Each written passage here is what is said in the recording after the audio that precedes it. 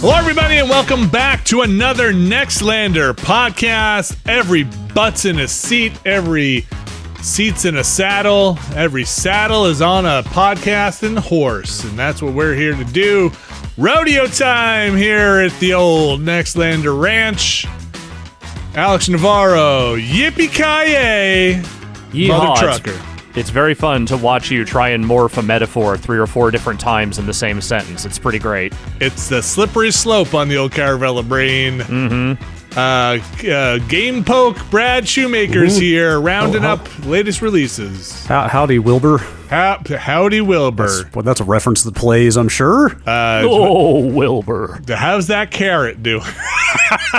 You won't believe how they make Brad's lips move. Look, Mr. Ed was a show that aired many, many years before I was even born, and thanks to Nickelodeon, I have seen every fucking episode of that show. Yep. There's Everyone. Okay, now this is a weird question, but we talked a little bit on Never Been a Better Podcast about anime and kind of like Toonami bringing that stuff over, and like Mr. Ed is not anime. And you sure? Prove me Yes. wrong. Are there places doing that today that are not just the internet, that are just like cable channels that are like, hey, here's this block of old shit that we just play on continuous loop? I want to say Nickelodeon still does Nick at Night stuff, but like do. because of the amount of time that's passed, it's sitcoms from the 80s. Oh my God, really? Is it like Full House just playing on there? Yeah, I don't know. I've never I don't watch late night Nickelodeon because I just can't live that life anymore. But Yeah. I will say I do think those blocks exist. I don't know who's watching them that is under the age of 60 though. Is there a Cartoon Express? Can I watch Hanna-Barbera?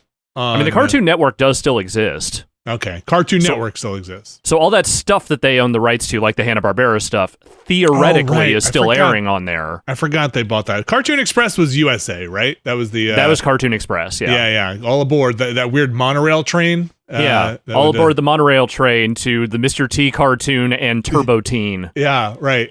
Just scarring kids for generations. Yeah, I mean, look, Mr. T wasn't that bad. The Mr. T cartoon or Mr. T? Well, either. Yeah. Mr. T cartoon was pretty rough. He was just hanging out with gymnasts. It was fine. It was animated pretty poorly. It had no, it was garbage. Yeah, but I mean, it was, he was doing good stuff. $10,000 per frame. Mm-hmm.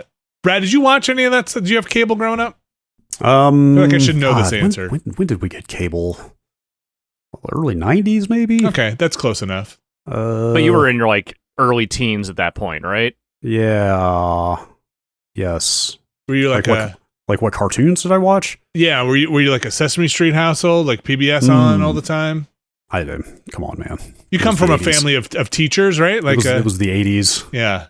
It was a bunch of nonstop animated toy commercials. You know this. It was G.I. Joe. It was G.I. Joe and Transformers and Ninja Turtles on constant rotation. Okay. Well, I love my action figure shows as much as anyone, but I also watch Sesame Street. Of course. I saw some Sesame Street and some, Electric Company maybe. Sure. Mm-hmm. Yeah. Pinwheel. What else? Math Eureka's Detectives Castle. or something. Schoolhouse Rock. Maybe. I think I was on the like bleeding edge of some of the Nickelodeon like Rugrats and Doug. Okay. I think I watched just a tad bit of that stuff before I sort of aged out of it. Roscoe, Roscoe's Modern Life. Roscoe's Modern Life. Rocco. Sorry, Rocco's Modern Life. Those are the three that I think of. Who's the dog? The Scrummy the dog, or the little cowardly dog? I'm squinting at you. It's something the cowardly dog. Courage the Cowardly Dog? Courage the Cowardly Dog? Okay, yeah, that's the one probably. I don't know if that was a Nickelodeon thing. It wasn't? He was. I don't know. Lived on I the do remember farm, that. and the aliens would always come. And then later on, there was like Dexter's Lab. That might have been Cartoon Network. Maybe that was Cartoon Network. Could have been. You know what I look back on fondly? It was not animated, but what do you want to call these? Like, were they Nickelodeon? Like these live action kind of kids. Like Hey Dude? Yes, that's literally where I was going. Goofy drama, like goofy comedy, comedy, like, Hey Dude and Salute Your Shorts are the two that I think of. Yeah. Pete and Pete. Yeah. Yes, Pete and Pete is in there, sure. I never saw as much of that. But like Pete and Pete was a different caliber. Yeah, yes. Like, what's Donkey Lips up to these days? Crypto. Probably. I don't know. Hardcore crypto. I think he's fine. Or in jail. Yeah. Where was Donkey Lips? In early January. But so you got there basically when the real Nickelodeon original programming was starting to boom and not when they were just pilfering whatever they could from Canadian kids television. Yes. Okay. Well, actually, gosh. Post-Pinwheel. A post-Pinwheel world. I did see... Maybe we got cable a little earlier. I definitely saw a fair amount of You Can't Do That on Television. Okay. Oh, I mean, they were rerunning that thing forever. Fair. What's the with the Muffy the mouse and Sam the security guard and the mannequin that becomes real? Special delivery. Special delivery? Or today's special? Today's special. Today's special, that's right. Today's special, yes. Special delivery was their branding for whenever they would just need to throw on like a what the fuck? Like a short? That girl's name, the child actress, the singer from the very young Alanis Morissette. No, a long before that, way before that. Cindy, like redhead curls, cute girl. Like what was her deal? Yeah. Why do I not remember her name? The Good Boat Lollipop or the Good Steve. Yeah. On the good ship. Yeah, Lollipop. that one. Yeah, Tootsie Roll. That weird little moppet. Yeah, like so they would just throw one of her movies on in the middle of the day and be like, what the fuck is her name? What is her name? Shirley Temple? What is it? Shirley Temple. Thank you. Yes. Okay. Yes. Yes. God damn it. Look, we're old, but we're not that old, okay? I think Miss Temple is probably long past, right? I can name half the cast of You Can't Do That on Television. I couldn't fucking remember Shirley Temple of all people. Shirley Temple. Hang on. Yeah. She's probably more famous for a drink now than an actress. She was born in the 1920s, so... Yes. Yeah. But again, they were airing that stuff in the middle of the day when they had nothing else going on, and so I've actually seen some Shirley Temple movies because I had nothing else going on. Apparently later the ambassador to Czechoslovakia. Great, get work. How's that going for her? Czechoslovakia loves Shirley Temple. They're just. I don't think Czechoslovakia likes much of anything these days because it doesn't exist. It's now multiple countries. Just Shirley Temple. That was the one thing keeping Czechoslovakia together. Yep. was Shirley Temple. Folks, we got plenty to talk about today. The video game bucket has spilled over, and they're just all over the floor. Games that are out, games that are coming out, games that have been in development for decade.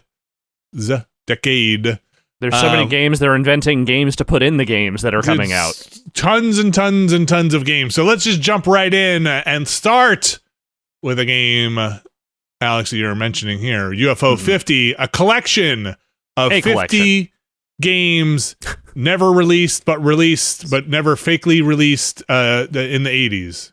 Secret fake games. Making this dumb joke yet again. 50 and 1 game carts are back. That's right. There we go. Your UFO. Everybody remembers the UFO 50, right? Everybody had one. Sadly, this does not come with a knockoff PlayStation controller, but nonetheless. Amusingly, though, this does not at all present itself as one of those. Like as one of those garbage. Right. Like this thing. It's from Mossmouth. It is developed partially by Derek Yu of Spelunky, but also a number of other developers. To be clear, and it's also been in development for ages. So it's awesome that it's finally out. But yeah, like. There's nothing about it that presents itself as one of those shitty mid-90s like 101 games in one NES carts bootleg things. It's more of like a it's like a meta historical collection. You know? Yeah, it's like a Games with Gold style thing. Yeah, it's presented like chronologically based on this fake developer that didn't exist, developing for a fake console or computer that didn't exist. It's not clear. I think it's the image of that, like it looks almost like an Apple IIe or something. Right. That's right. At the beginning, you do so. So I guess it is more of a computer because some of those early games have a little bit more of would you say more of like a C64 feel than a couple of the very early ones definitely do. There's like a little. Sometimes there's like a little. We'll get into them specifically, but like sometimes feels like the scrolling is a little too smooth on some stuff, or the movement's a little too smooth. But I'm sure in development they had parameters for making these games, and there are 50 of them. And this thing just fucking boots up. Not even a title screen, boots to a credit screen. And I thought maybe something was wrong when I booted the game because I was like, this. I think it shows a warehouse, right? Like it's like a dithered bitmap image of somebody going through their storage unit and then finding the console while the credits are scrolling. But then you launch in and you get 50 icons on your screen. You can see the name of the game. You can see its description. You can see if you've gotten the quote unquote, I'm just going to call them achievements for the game. You can see if you've unlocked anything for your home or your like I don't know, what do you call that? Your little sanctuary, garden kind of your thing. little garden. And you can kind of see like a very brief, and I wish it were longer, fake developer like note with it. And I kind of wish that stuff were more a little bit bigger. Yeah, same. Those are the most fascinating. Well, I guess the most fascinating thing about it is they made 50 freaking fully distinct games that are all like full games. But the other thing is, those little historical notes are super interesting because they hint at a whole history around this stuff that you don't get a ton of. You know, it's like the first game on the list is basically like an id Software style. Like, hey, they made this game while they were working for a business software company. Right. Before they even had a company, they made it on company time, and like, but that's kind of all. It's like one or two sentences. Yeah, but it's very short. And then the next one is like, oh, this is the first game they made after they left and started their own company. And then like a few games in, it's like, oh, this is the first game they made for the LX2, which allowed more colors in the sprites. This is the introduction of this character, and this is when they renamed their company to UFO Soft. Yes, it's super cool stuff. Real quick, when you talk about one of the games feeling like the scrolling was a little too smooth. Yeah. Well, not one of them. It's mostly like the intro title stuff. Like when they do the intro text for a thing, it kind of like scrolls very nicely, you know? Yeah. Yeah. And also these games envision a past where CRTs were all 16:9 as well. Right, yeah. For what it's worth, but that's fine. Like, who cares? But I also had this thought when you talk about the scrolling when I was playing it. I met with Derek Yu very briefly. It was like a 10-minute appointment at Summer Game Fest to play this, and so I didn't really have time to like grill him with questions. But the number one thing I would like to know is if they imposed a set of like technical restrictions on themselves. Like, did they spec out a fake computer and say, okay, everything we make has got to fit within these parameters so that it's like historically accurate to this computer that didn't exist, you know?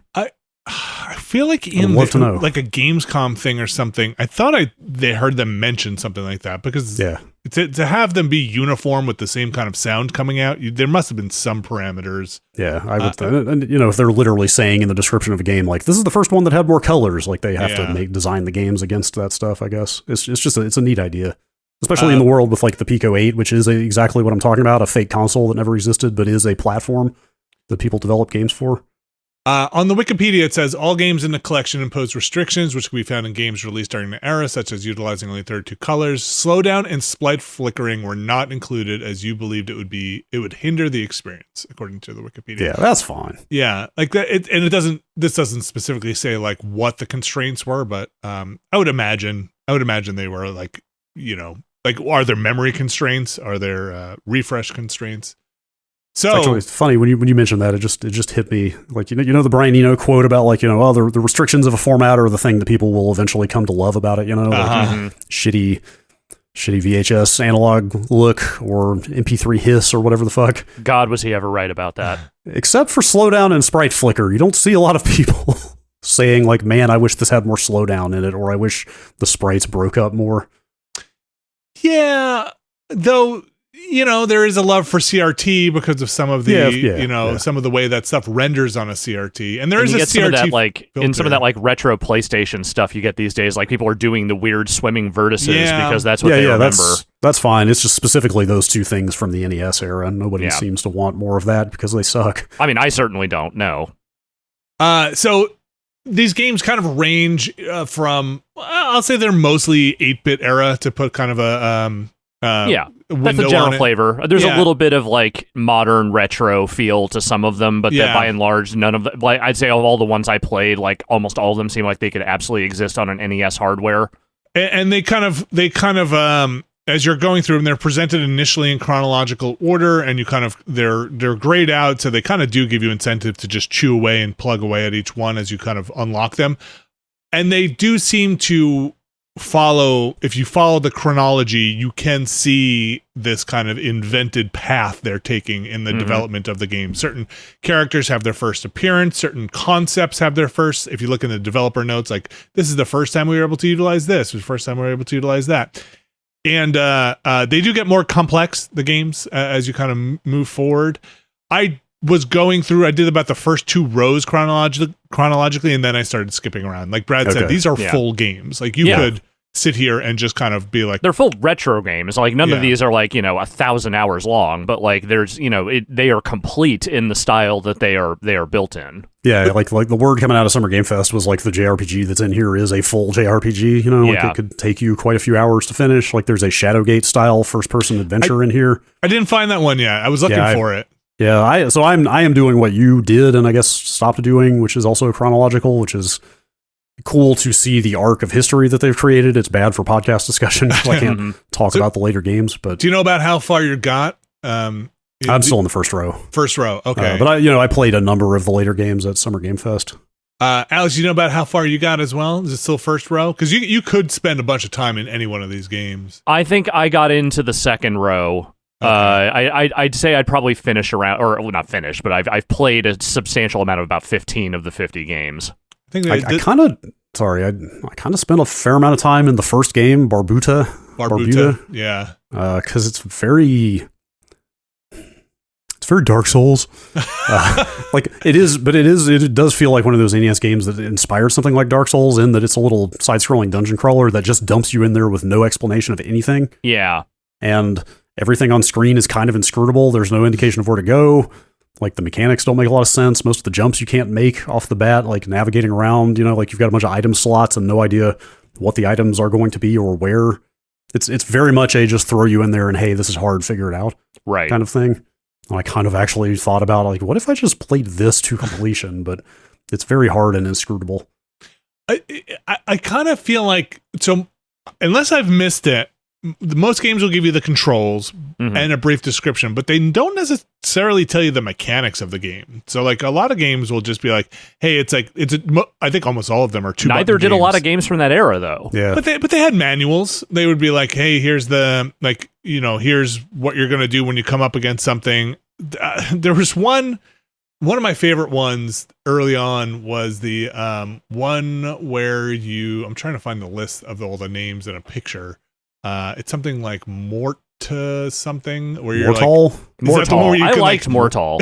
You could be a stone. You can like wedge yourself into a wall, or there was one other power. Yeah, it's the explode. Explode, yes. Yeah, and so you get a limited number of lives as with any game, but it's like 20 lives to start, and you have to finish a stage basically without running out of lives. And every time you do one of those abilities, it sacrifices one. Yeah, that was a cool one. I like that one a lot. But that one's cool. Took me a minute to figure out what the hell I was doing, right? Like, what is, the people stay when you go. Paint Chase is another early one. Yeah. So it's really interesting to see some of these. There are modern game concepts kind of pushed, crammed back into this old hardware where you're like, oh, it's Splatoon, but it's but it's kind of pushed into this older hardware. That's exactly the thought I had playing Paint Chase. Although, I mean, I'm sure there were games that did similar stuff back then, but I also immediately thought of Splatoon when I played it, because you're a little car driving around painting everything, but there are other cars painting the other color, and you have to like kill those cars and paint back. Yeah, and it's a territory control thing. Bushido Ball, which is basically Windjammers. Yeah, it's like a old school Windjammers. Yeah, Camouflage is fun. Obviously, online play is way out of scope for this thing, but it would have been kind of cool if it was in there, because a number of these are multiplayer, and some of them seem like they would be kind of cool to play. Yeah, with people. So the one that I have gotten badly hooked on is a Tactics. I was going to say, there are some great names in here, and a Tactics is the first one that comes to mind. Also, Kick Club. Yeah. Bushido Ball. Warp Tank. Anyway. So which one was a Tactics? Tactics is the one where you have the two sides of soldiers, and there are different kinds of units, and basically after every 5-second countdown or whatever, they move another square or number of squares depending on what their abilities are. And the idea, it's like tower defense essentially, but basically you're trying to get your soldiers over to the other side and take down their fort, and you also have to use your soldiers to defend against what the other team is sending your way. And that one is very simple but devious, and it's exactly the kind of tactics thing that made me forget, oh right, there's like 9 other games I need to be playing right now. Yeah, I remember that one. I spent a decent amount of time in there. There is an actual tower defense game. It's the Rockin'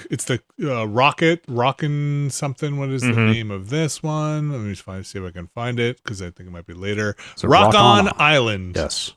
Is an actual tower defense game where you're it's kind of you set up your defenses and then release the dinosaurs. Golf, the golf one, Golftopia, whatever, is like a Golfaria is like a weird golf RPG kind of thing, which was RPG might be a bit of a stretch for it. I wonder if there's a full on Metroid in here. Like I bet you would think so for the appropriate to the era for sure. Because if there is, that might be the kind of thing I would actually play all the way through potentially. Mooncat is maybe one of the weirder ones I played. The controls are super weird. The whole left side of the controller makes you run left. The whole right side of the controller makes you run right. So even if you push right on the D-pad, you're running left. And then to jump, you have to push both sides at the same time. And then push them again, I think, to do the controls are super funky. But out of all these games, I did jump around to get to, I played one of the last ones to be like, all right, how far do these go? What is the technology we are going to end up with? Does it go 16-bit? Where are we going to end up? They don't. They kind of stay in their 8-bit range, but in their lane. Pilot Quest. You should load that one up. Okay. Because it's an idle game. And you want to basically, it uses your system clock or something runs in the background where you can start your quote unquote farm and then you'll come back and you'll have a bunch of gems. So weird. Outside the game, like outside of the game. Because you start that thing and you're like, okay, you need 50 gems to do the first thing, and there's just like this gem generator you can hit in the middle of the screen, and you hit it and you get like 2, 3, 4, and then you can plant a farm and that generates a gem, and then you can plant 2 farms. But suddenly you need like 2,000 gems, and you're like, dude, that's gonna take me like an hour of hitting this stuff. And if you realize or read the description, it says like, oh, one of the first games to utilize the system clock to work in the background, and you can close the game and come back, and you will be generating currency. So, gotcha. So that's cool. One maybe you want to jump ahead, just start up, and then come back to hopefully and have some currency in it. That's cool. I'm on the Wikipedia page. This game's been out for like 3 hours, and they already have like a pretty comprehensive list of all the games and what they are. I know. I just need an image. I need like box art. It turns out Vanger or Vanger, Vainger, is a Metroidvania apparently. Okay, number 29. I did not try that one yet. What is the name of the adventure game? The Shadowgate? Yeah. I did not see that one at Summer Game Fest. I want to say it's in the back third maybe of the list, if I remember. Okay. I do want to I was looking for that one because maybe it's Night Manor that says adventure next to it. That could be.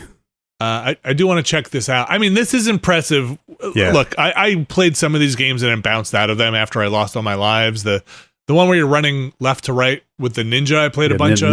Ninpak. Yeah, that one's hard. The one that is very hard. I got on the board. I'll say that. That one was tough. Planet Zoldath seemed like one I could spend some time in, but I just didn't like that you have to release items to get other items. Like you get one item at a time. So I thought Bug Hunter was pretty cool. It's the second game in the whole list. It's a grid-based strategy game. Yeah, where you have like a budget of moves. You're just moving around this grid, killing aliens basically, and picking up energy to buy more moves with. Yeah, but that's got multiplayer. That's got head-to-head. Local. I thought it was neat. Yeah, local like only, all of these, right? Like just pretty smartly designed for being fairly simple. So I think it's a really cool package. It's $25. You can get it on the PC. 50 cents a game. It's a great deal. It's a great value. Good deal anyway you slice it. But it's only on PC now, right? Yeah. Yes, it is only on PC right now. It's like this is a no-brainer for the Switch.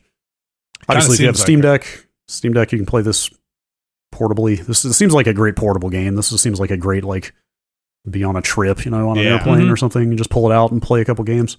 There is like a registry editor, like almost like a Game Genie thing in there. Did you mess with that? I should have just input some text to see what I did. Would happen, but nothing happened. Like so, if you go in the achievements in the game achievements, there is an achievement for entering a working code. I don't know. Like my real hope, which I don't think is going to come true, is that there is some kind of meta thing going on with all of this. Yeah, same. I mentioned that to them when I saw it at Summer Game Fest, and they kind of demurred on it a little bit, but not in a way that like, well, just wait until it comes out and see what you find. Like it didn't feel like they were hinting at anything. Like it doesn't need to be inscription level, but like I don't know if you'll get some codes or do something or find a code in a game, or that's just stuff that'll happen outside of the game and like fans will find it. You can see some of the registry editor in the game when you go to that thing, so you could see some of the code in there, the binary, but I didn't go do anything with it really. I just kind of saw it, and I think it's like a 7-character code you can put in there, 5 or 7 character code, and it's on every game. So look, if I can get more lives in Ninpak, that would help. I would certainly need them. Yeah, some of those games, some of those achievements, I played a bunch of the games in there. I did not get anything in terms of achievement or stuff for your garden or your house. I just did not do well enough at any of those things. But I sampled them, and I think that's how a lot of people, or some people, are just going to play it. Just go through, sample these, have some fun. Yeah, at least at first. I mean, you're just going to want to try a little bit of everything. I mean, again, a tactic is the only one that I've really spent substantial time in because it just hit a part of my brain that's like, you need to be playing this right now. Yeah. But I've liked basically everything else I've tried. It's just none of it has really stuck with me yet. Like any of them could be a game from this era, I feel like. Like they're all pretty high quality. Pretty high quality. There's enough of them though where you're like, all right, I can just move on to the next one. Yeah. All right. That is UFO 50. That is out now on the PC. Like I said, $25. Before we get into our break though, Brad, I want to hear about Dead Rising Remaster. Yes, that is the game that has been eating my life. How's that thing going? I'm of two minds on it. Dead Rising is still great. Okay. This is a pretty good remaster. I think the thing I was not prepared for is how much it still feels like the original game, though. Like graphically, it's a really good looking remaster. Generally, like the characters are like modern looking video game characters. Like some of the environments in spots, like the mall looks really good, but like that intro on the helicopter, some of the outdoor stuff, it's like, this looks a little last gen. But it's more like the feel of the package. It very much feels like a nice looking coat of paint on the original game. Sure. Like the bones are there. It still loads every 30 seconds through cutscenes, all the animations and like movement stuff feel really similar. It's just a vibe thing. It's kind of hard to quantify, but it very much, especially with like the loading and the loads are like 2 seconds long now. Like there is a progress bar, but it's like the loading screen barely pops up, but it does like bisect cutscenes, all the time.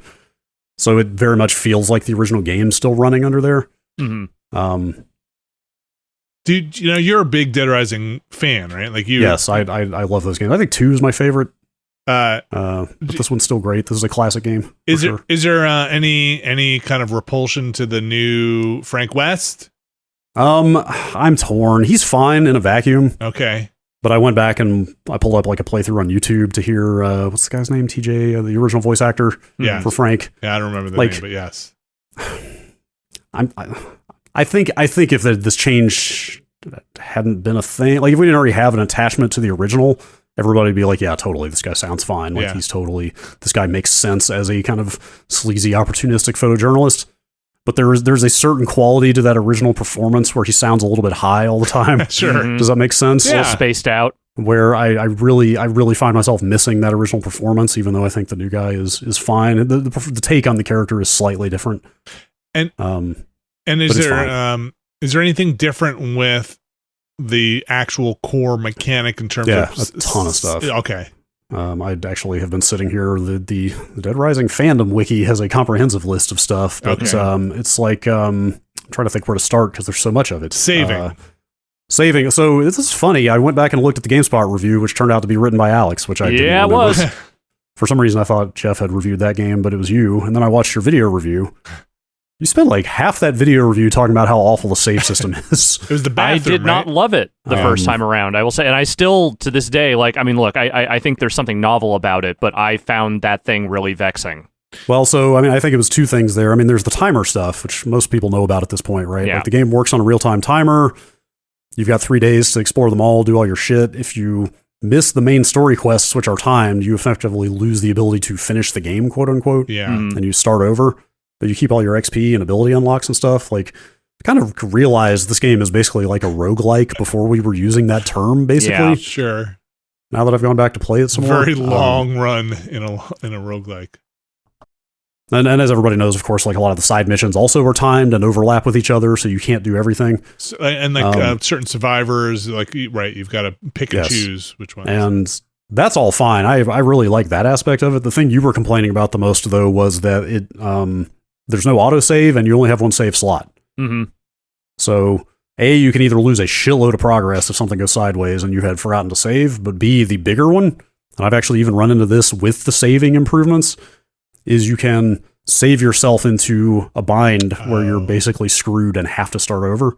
I think that happened to me twice while I was reviewing it. Like you said that in the review, that, you know, it's very easy to save yourself into a corner where you can't get to the next story mission before it expires, and then you basically have to start over. So this super modern on the save front, like I think it's like 16 save slots now. Okay. It auto saves every time it loads, basically. So every cutscene, every time you go through a door, like that means it saves right before every psychopath because you get a cutscene there. So dying on a psychopath is as simple as just starting the fight over right where you were 5 minutes before. So the save stuff is super modern in that way. They've modernized the controls a lot. Like you can move while shooting now. Stuff like that, which makes the gunplay way easier in that game. Like, I would have to imagine so, yeah. Some of those early fights with is it Carlito, the guy's name that shoots at you with a sniper rifle a lot and stuff. The guy early on. I wish I could remember the names. There's a lot of characters are pointing sniper rifles at you in that game, and you can just kind of juke back and forth behind a corner with a gun pulled out and just dodge their shots and shoot them. Now it's actually like kind of super easy. You can pick the original controls if you want to subject yourself to what it was like before. There's a bunch of stuff in here that I never even would have noticed if I hadn't looked at this wiki and then went and looked at footage. Like the inventory management is a lot better. You can kind of see your whole bar now. I didn't remember that they didn't show the durability on any of the weapons back in the day. Yeah. It just broke? And everything's just got a bar on it now, so you can see exactly how durable something still is. Okay. There's a bunch of stuff, like they've improved the survivor AI, supposedly, which I found them to be pretty competent for the most part. I'm trying to think, like I think you can have more of them with you at one time now. A big one is they've added a whole new like affinity system for survivors, where every survivor you have with you has their own like list of items they prefer. Okay, like weapons and stuff. And they have like an affinity toward you. Like kind of usually starts out at a frowny face, and the more you take care of them, the more happy they'll get with you. Okay, which apparently like makes them fight better and stuff. That was kind of weird because like the survivors are never really with you long enough. I was just going to say, once you drop them off, they hang out at base, right? Yeah, like by and large, I'm always just, as soon as I've got a survivor, I'm just booking it back to. I mean, I stack them up. I've brought 6 or 8 at a time with me a couple times here, which I'll get to because that actually leads to my biggest gripe with this thing. But I guess you could, because you can tell them where to stand. I guess you could try to make it, well, that would be tough to finesse with different survivors. You could make it so you dropped some of them off to get the XP, but kept others with you. They go to the grate or the elevator or something, right? Like you have to take them back to the security room through that vent on the roof. Sorry, but it would be tough to like keep survivors with you rolling around a lot of the time. To make use of that affinity system, it's a cool system, but I feel like it's kind of shoehorned in a little bit. I'm trying to think what else they have. It's a ton of little stuff, like the camera. They've added a bunch of camera stuff. You can pick up parts for your camera now. Oh, his camera, Frank's camera. Yeah, because you're taking all the in-game photos, so you can get like a flash for it and autofocus and something else. Okay. Does it have any gameplay relevance? It's the same as it always was. You mean the new parts? Yeah. I don't think so. Not that I've seen. I think it's just a way to further, like in the age of photo modes, I think it's just a way to make cooler looking photos. Is there PP? Oh yes. So that's where this thing is kind of breaking down for me a little bit. I've been playing the shit out of it. It's kind of too easy. Oh. And like Dead Rising was not a friendly game. It was pretty punishing. Yeah. And some of that was bad. Like some of that needed to be fixed or shaved down a little bit, which they have here. But like this wiki, literally the first item is prestige points are now gained at a faster rate, allowing you to level faster. Oh. And it absolutely feels that way. So I just did my first restart. I had gotten to, I think it was the beginning of the 3rd case file. Remember the game's like broken up into case files. Those are kind of story chapters. There's 8 case files. I made it to like the beginning of the 3rd case file and had to restart due to running out of time. Okay. Basically 20 minutes into my second run, I am level 31 out of 50 already. Oh my gosh. Okay. So I didn't even get halfway through my first run on the story and then restarted, and I'm most of the way to the level cap. Can you run on top of the zombies' heads yet? Oh yeah. Okay. Yeah, I got that an hour in. Can you suplex a zombie? Yep. Okay. I got all that stuff. All right. I've got what most kind of of the suplex? I've got most of the melee moves at this point. To be fair, like I ran out of time on the main story because I was rescuing so many survivors. Yeah. It's possible that to some small extent I did this to myself because, like I said, if you bring 8 survivors back with you, it's worth like 3 levels. So you were almost like grinding. Yeah, well, it was less grinding. It was unintentional. It was more, I'd kind of forgotten how the timer works on the case files. Like I thought the timer to the next case file was like, oh, that's when the next one starts. Oh, I see. It's hard to explain. I kind of screwed up. But it's my an expiration. Pacing. Yes, it's something I thought it was because there are times when you finish a case file and the next one doesn't start yet. Mm-hmm. And it's like wander around, right? And in fact, that's another thing they've added. You can sit down at like a bench or go to a save bathroom and advance time till the next case file. All right, if you want. Not just run around in your car, running over zombies in the parking garage. You can do that if you want. Did you get to that part yet? You. But no, not even close. I mean, I've kind of poked my head in the parking garage, but okay. No Mega Buster yet. Right, but the point is though, like A, I kind of screwed up the timing on the case files, but B, arguably I was doing too much of the side stuff. Yeah. Like I was very much treating it like this exercise in time management and multitasking of like, how many of these can I get at one time? How many pleats can I spin here and still keep it on the rails? And obviously I failed at that eventually, but like, I guess it's possible I'm over leveled because I've been trying to do so much side stuff. But that's how I would want to do it intentionally. Right. Like I'm playing it like I would have played it anyway, but I just feel like I'm blazing through the leveling too fast. I mean, granted, later levels it'll take longer to level, so maybe this will even out a little bit. But like, I actually considered erasing my save file, starting over. Some of those psychopaths at the end, I remember being pretty rough. That's the other thing. I don't think I've died on. Oh, I did die on one psychopath, the lady cop in the lady cop who's holding a bunch of female hostages. Remember her? Right, yeah. I did die on her, but it was because I had no healing items and I had half health. I forgot that was a psychopath. I thought it was just a regular thing. Oh. And then I rolled in there unequipped. I remember the guys in the outside in the car being really fuck tough. Those guys. I mean, they still suck, but they haven't killed me. It's the thing. Like, really? Okay.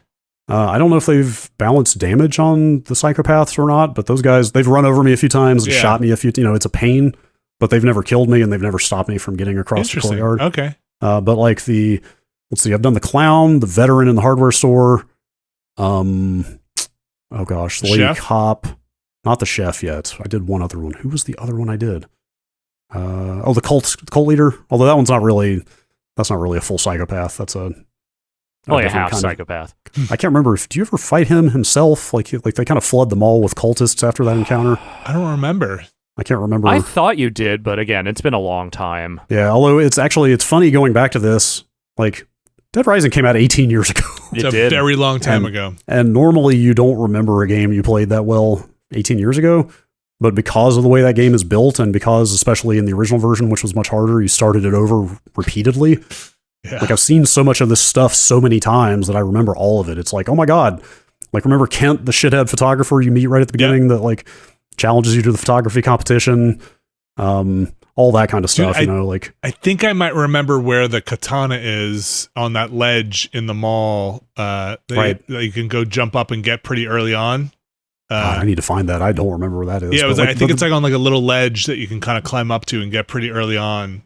Yeah, but that's what I loved about that first game, is like really getting to know a space and like cracking it open and exploiting it. Like learning all its tricks. So you could, that's why I wish this game was harder, because that's the whole arc and satisfaction of Dead Rising is figuring it out and getting over the game, Yeah. Like kind of getting one over on it, It's like, okay, this game is kind of brutally hard in a lot of ways, but I have like cracked the code on it and now I can run through it, without friction. When you start over, do you keep your magazines for like durability? No, you'd have to go pick those up. You again. do? Okay. Yeah, you lose all inventory. It's just your level and so you don't lose inventory spaces. You keep your expanded inventory, like extra health, like speed, throwing, melee moves, all that stuff. But you'd have to go get everything again.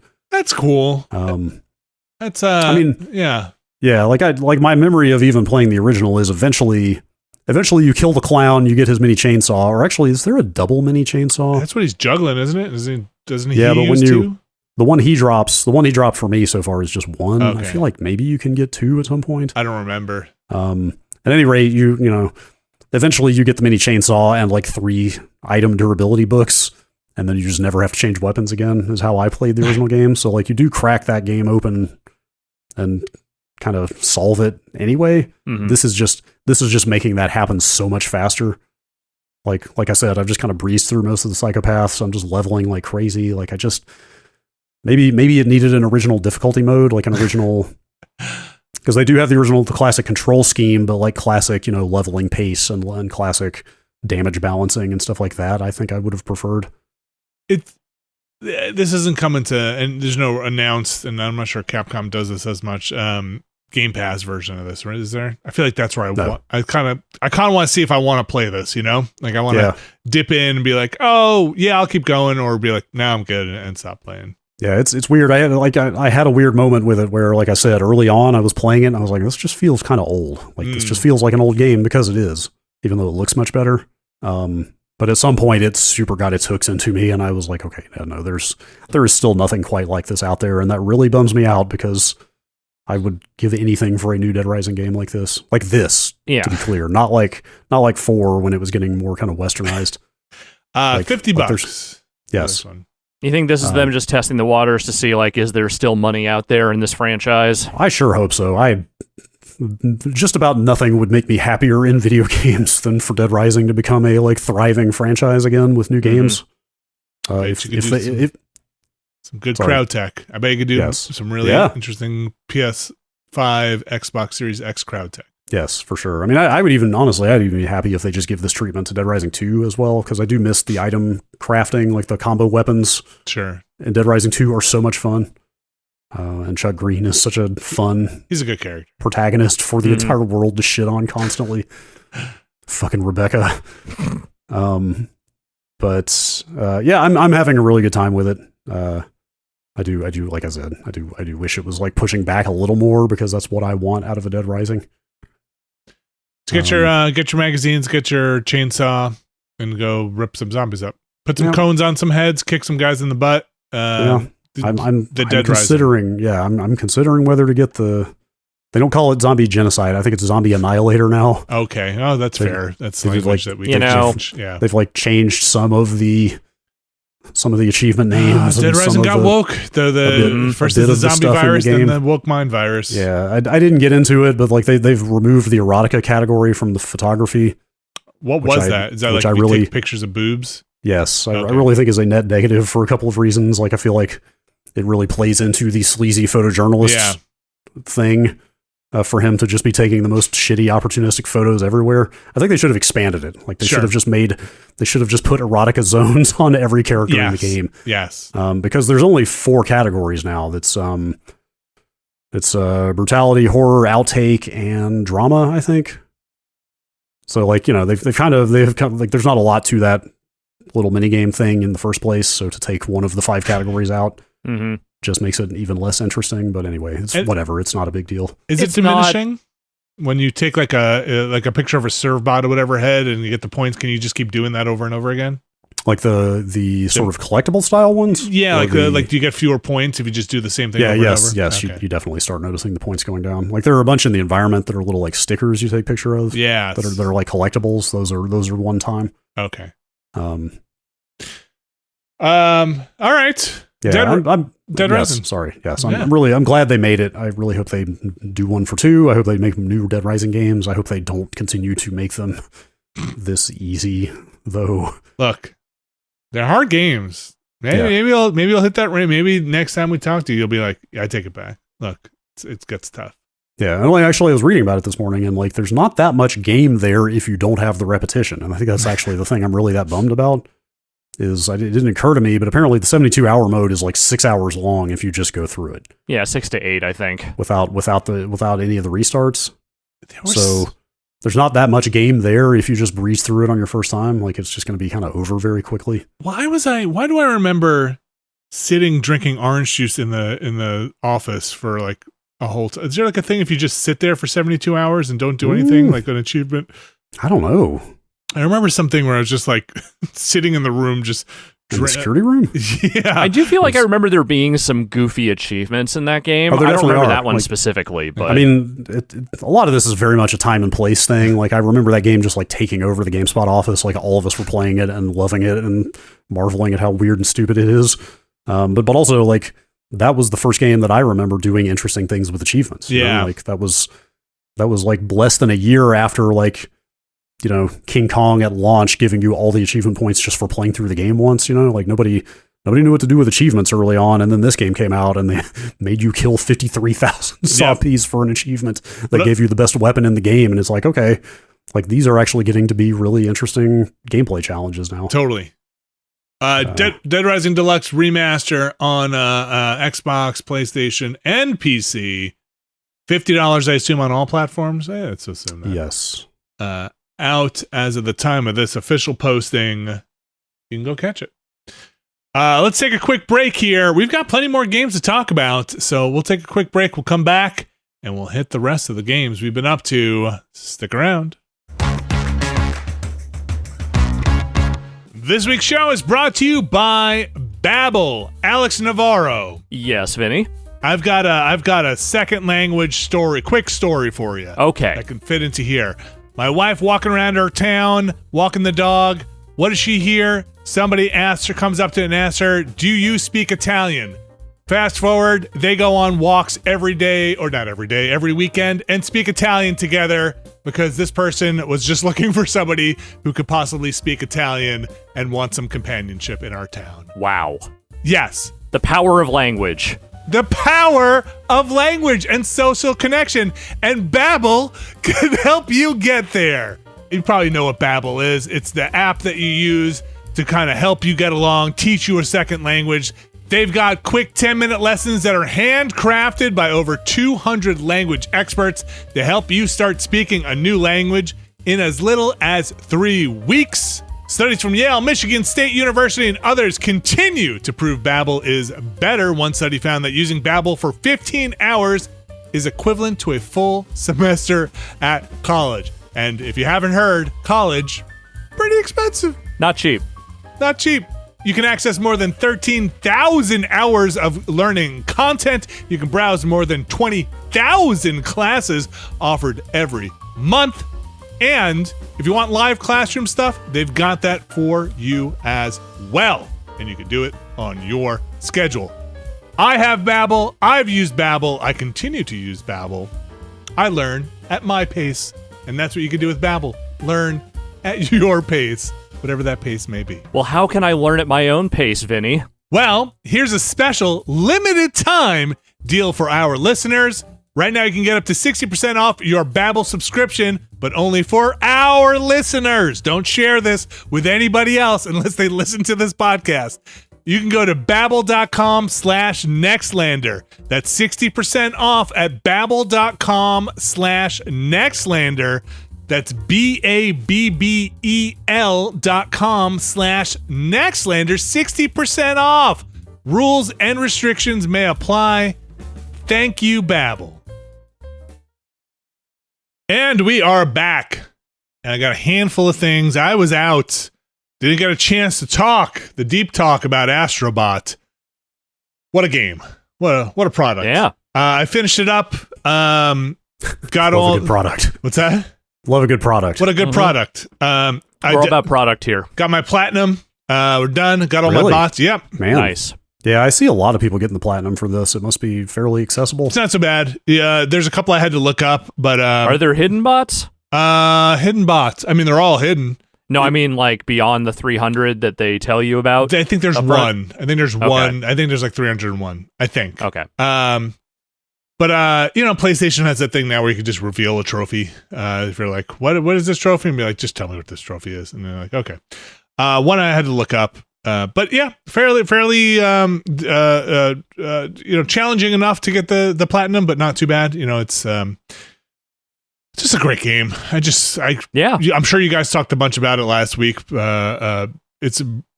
I couldn't put it down. It's breezy. It's well done. It's a fantastic platformer. It'll absolutely be on a top 10 list for me. Mm-hmm. Where I'm not sure, but it'll be there somewhere. Listen, Balatro is going to be a tough nut to crack for me this year, but it's hovering in that top 3 area for me right now. It's great. There's so many bots I just have to go look up still and be like, where are you from? Who are you? Why are you here? Because I just don't know. I don't know. Right, because they won't tell you specifically. They just give you vague descriptions. I kind of wish they did. We should have done a bot quiz. Oh, it's too late now. Too late now because we've all looked it up and everything. I haven't looked them up. It'd be fun. It would be fun to sit there and try to figure out what the obscure ones are. I didn't look them up yet, but I probably will. I was trying to explain to my kids why they don't, and I couldn't quite say, like, I don't know if they don't have the rights for everything, but they can allude to it without having to get rights for a bot. But gosh, wasn't there something that wasn't approved? I feel like there was something in the news that so and so publisher didn't want to participate, and so their thing is not in there or something. Okay. So I'm pretty sure they would have. Or maybe they're just being cheeky then, and they just don't want to say it outright. But they're definitely, at some point, I wish one of the things you get for getting the platinum was just a codex where you could just be like, "What fucking game are you? What game are you from?" But they're fun, and getting all their little dioramas are fun, and the levels are well made, and it is just a tight platformer. The challenge, the extra stuff through the warps, some of that stuff gets challenging. I think the hardest thing is the face button planets. Those, the last one of those definitely took me more than a dozen tries or so to get through. I was having a tough one in some of the timing. Even I didn't even finish a couple of the ones in the second. I'm only on the 3rd galaxy still, but even a couple of those challenge levels in the 2nd galaxy, I still need to go back to. Triangle ones. Yeah, because some of them are stiff. So there was one in the end there where it's the last one after you get all the face button challenges, and it's just, you play a thing long enough where you start to be like, is this me or is this you? There's a thing where, like, you can't tell with the camera, the way the camera automatically sets up where something is relative in space, height or low, and you're trying to jump over it, and I kept getting hit by it. It's who's that chameleon fucker who like shoots a bunch of rapid fire shots, and anyway, that's where I had a lot of trouble. Kept dying there a lot, but I was happy the kids watched me. I had their support and their love, and we finished Astro Bot. They love that game as well. Loved watching it. So that's Astro Bot. And I'm looking forward to seeing how it wraps up. Well, I think. Yeah. Fun little like last final chapter in that game. What else? Real quick. Yeah. I don't know if this was confirmed. It was the lack of Final Fantasy bots in that game that people were very conspicuously thinking might. Well, anything Square Enix at all. Yes, there's no Square Enix stuff in that game, and like I don't think anybody knows for sure that they wouldn't play ball or wanted money or something like that. But that was the thoughts, because it does seem for how third party they get with a lot of those. Yeah, like Final Fantasy VII is like the exclusive on the PlayStation, from a third party. Yeah. So to not have any of that does seem a bit eyebrow raising. Mm-hmm. Yeah, I kept expecting like some cloud bot on there, but nope. Well. Nope. At least not that anybody I recognize. Maybe there's a Mystic Quest character stuffed in there, but it sounds like maybe not. No, there is just straight up no Square Enix representation anywhere in that game, and it's just like, of all the publishers to bow out of a PlayStation related thing, like that's kind of a wild thing. Put the bouncer in there. I don't know. A lot more analyst stuff coming out this morning about those recent PlayStation Final Fantasy games underperforming. So I did see that as well. Maybe Square has got some sour grapes. That's not Astro Bot's fault. toward the platform. No, it's not. Then I was thinking about jumping into more Star Wars and Star Wars Outlaws. I want to play that game. I'm kind of just idling right now, waiting to see what happens with any kind of patches and further content updates. The devs kind of out there being like, yeah, that some of that stealth stuff sucks. All right. Well, there's also a lot of games coming out right now. Yeah. There's a lot of other stuff to play. Like Dead Rising was perfectly timed for me because I said this last week when Vinny, you were not here, but like Outlaws kind of is all I wanted to play. Yeah, and so feeling really raw toward it in a number of ways was kind of rough because I was like, I want to play you, but I also kind of hate you. I'm just going to put you down. And then another game came out that distracted me, but But yeah, like they're still making like basic gameplay modifications to it. I'm gonna give it a little more time. Same here. Like I was just kind of I like the world, and I keep jumping back in like when I have an hour, and I'll just go run around and do one of those loot missions where you just like I'm like, all right, I'll just build up some cash while I'm hanging out and then put it down. So I haven't left that planet yet, and I'm not burning out. I just I don't want to forget about it. I keep touching it, and like I'll just not forget about it. You know, one thing that was really blowing my mind that you'll probably appreciate that kind of made it wasn't the reason I stopped playing it, but it definitely didn't help. The fucking like cost when you die or get caught. Have you noticed the penalty with your faction? You mean? Yeah. No. The monetary cost. Oh, when you get if you get caught or die in like an Imperial base, for example, you lose a ton of money. No, I didn't notice that. Yes, you lose a lot. Oh, I don't know if it's a flat rate or a percentage, but I was losing like a quarter of my credits. Damn. Or maybe not that much. No, not quite that much. Like a sixth, maybe. I remember I had like 3,000 credits and I died or got caught and thrown out of the base. And okay. Had lost like 500 or 600 credits. Oh wow, which is a large percentage of your credits in the early game, especially.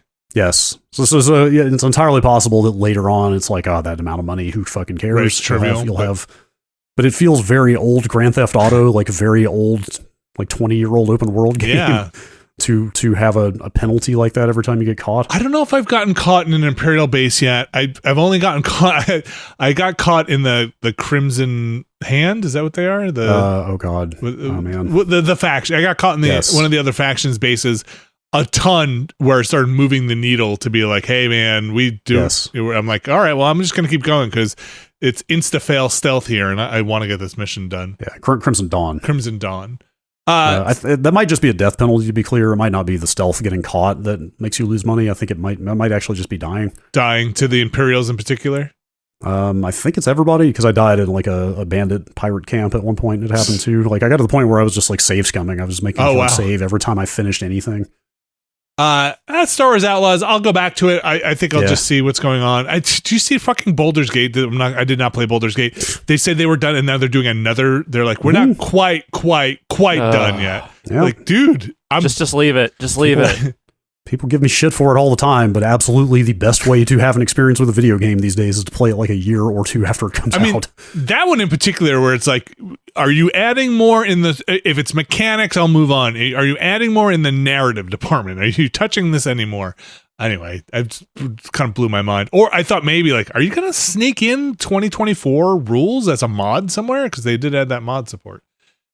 I jumped into a little bit, just a tiny taste of Wild Bastards to see what that game is about. How wild is it? It's kind of wild because it defied my expectations a little bit. Because it's not just Void Bastards, It is right? not Void Bastards. Void Bastards kind of very, I mean, if I say it's a run-based shooter, that's not too dissimilar from where it was a first-person run-based game where you explored space junk and tried not to die. So this is very, very Western, but with aliens and robots and stuff. But the VO is extremely like hardcore. Like, yep, I'm gonna go get them, and where'd it go? Stuff. So very Western there. But you have a map you come to, and there's two maps. There's the kind of overworld map where you're in a spaceship, and then there's the mission map when you're on the ground, where you have nodes you can go to. And it's a little board game like when you're on the ground, where you have a certain amount of moves you can take, and then enter into a fight if you want. So imagine a series, a path on the ground. You have like 5 moves. One of the spots is like an upgrade, and then further along is an encounter. And along the map, the enemy is also moving. It's turn-based kind of. So you have 3 or 4 turns. You can move, and then you end your turn, the enemy moves and will encounter you. But so it's kind of an Oregon Trail? A little bit. But then when you're in an encounter, the weird thing is you can pair up in groups of 2, bunches they call them, and you can, each character, it's kind of like a first-person Overwatch. Each character has their own unique abilities, and you can swap characters with a key stroke or button press. So, like, for example, one of the characters has a shotgun, and this ability, it's called Roulette, which, like, kills a random enemy. And the other character I was playing has 2 revolvers, and their ability is like a clone, like a decoy. And you kind of, on these little map encounters, you get enough resources to use your special ability or get a rage, and you could be behind cover and a guy could be running up on you. You could just quickly switch to instead of switching weapons, you switch characters to the shotgun guy and blast the guy coming around the corner, switch back to a long range guy and take people out. It's a weird mechanic. What is your other person doing when you're not controlling them? They're cheering you on from the background. So they're not running around shooting no. It's with AI or anything? No. It's just like, they're like, you got this. And then you teleport in and you're like, yeah, it's a little funky. Weird. So they're not even like bodily on the map until you're playing them? No. And the maps are these encounters I've played so far, and again, I'm pretty early on, are pretty small. These little encounters, like you're killing like 5 or 6, maybe 10 guys at a time. And again, you have groups of 2, so you can pick your pairings and then kind of go start exploring that on the planet map with your pairs of people. It's a cool setup. I kind of like the story so far. They do jump in a little hot, and you kind of have to pick up the story as you're moving. I thought maybe I had missed some stuff in the beginning and be like, I don't understand your world, people, but you get it pretty quickly. I like it. I didn't think I would, but after spending some time with it, it's bite-sized enough where I was like, this is kind of cool. These are some neat features. That sounds kind of neat and also like very different. I kind of was just expecting like, are they just making Void Bastards but in the Wild West this time? But that does not sound like that at all. No, and you do get upgrades and modifiers per the map you're on, and when you leave the map, those all reset. So your currency resets. So you're doing everything in the level, like building up a run in a level, and then you are kind of moving on and starting from scratch for the next level. Can't wait to see what they do in the 3rd installment of the long-running Bastards series. Bastards, or Behind the Bastards. There's so many bastards to choose from. Yeah, that's for sure. So that's Wild Bastards. It's $35. I think it's on everything. I was actually pleasantly surprised. If you're interested in it, you should watch a video or check it out because it's actually kind of a unique little system there. As I was talking through it, I did realize that, instead of changing weapons, you're basically changing characters. But you do get your health and stuff that's not shared. Everybody has unique health. Yeah, I need to try that. Yeah, it's cool. It's definitely worth checking out. The other thing that is pretty cool is Warhammer 40K's Space Marine 2, the sequel. This one I've played a decent amount of. This game is much more cooperative focused than I thought it was going to be out of the gate.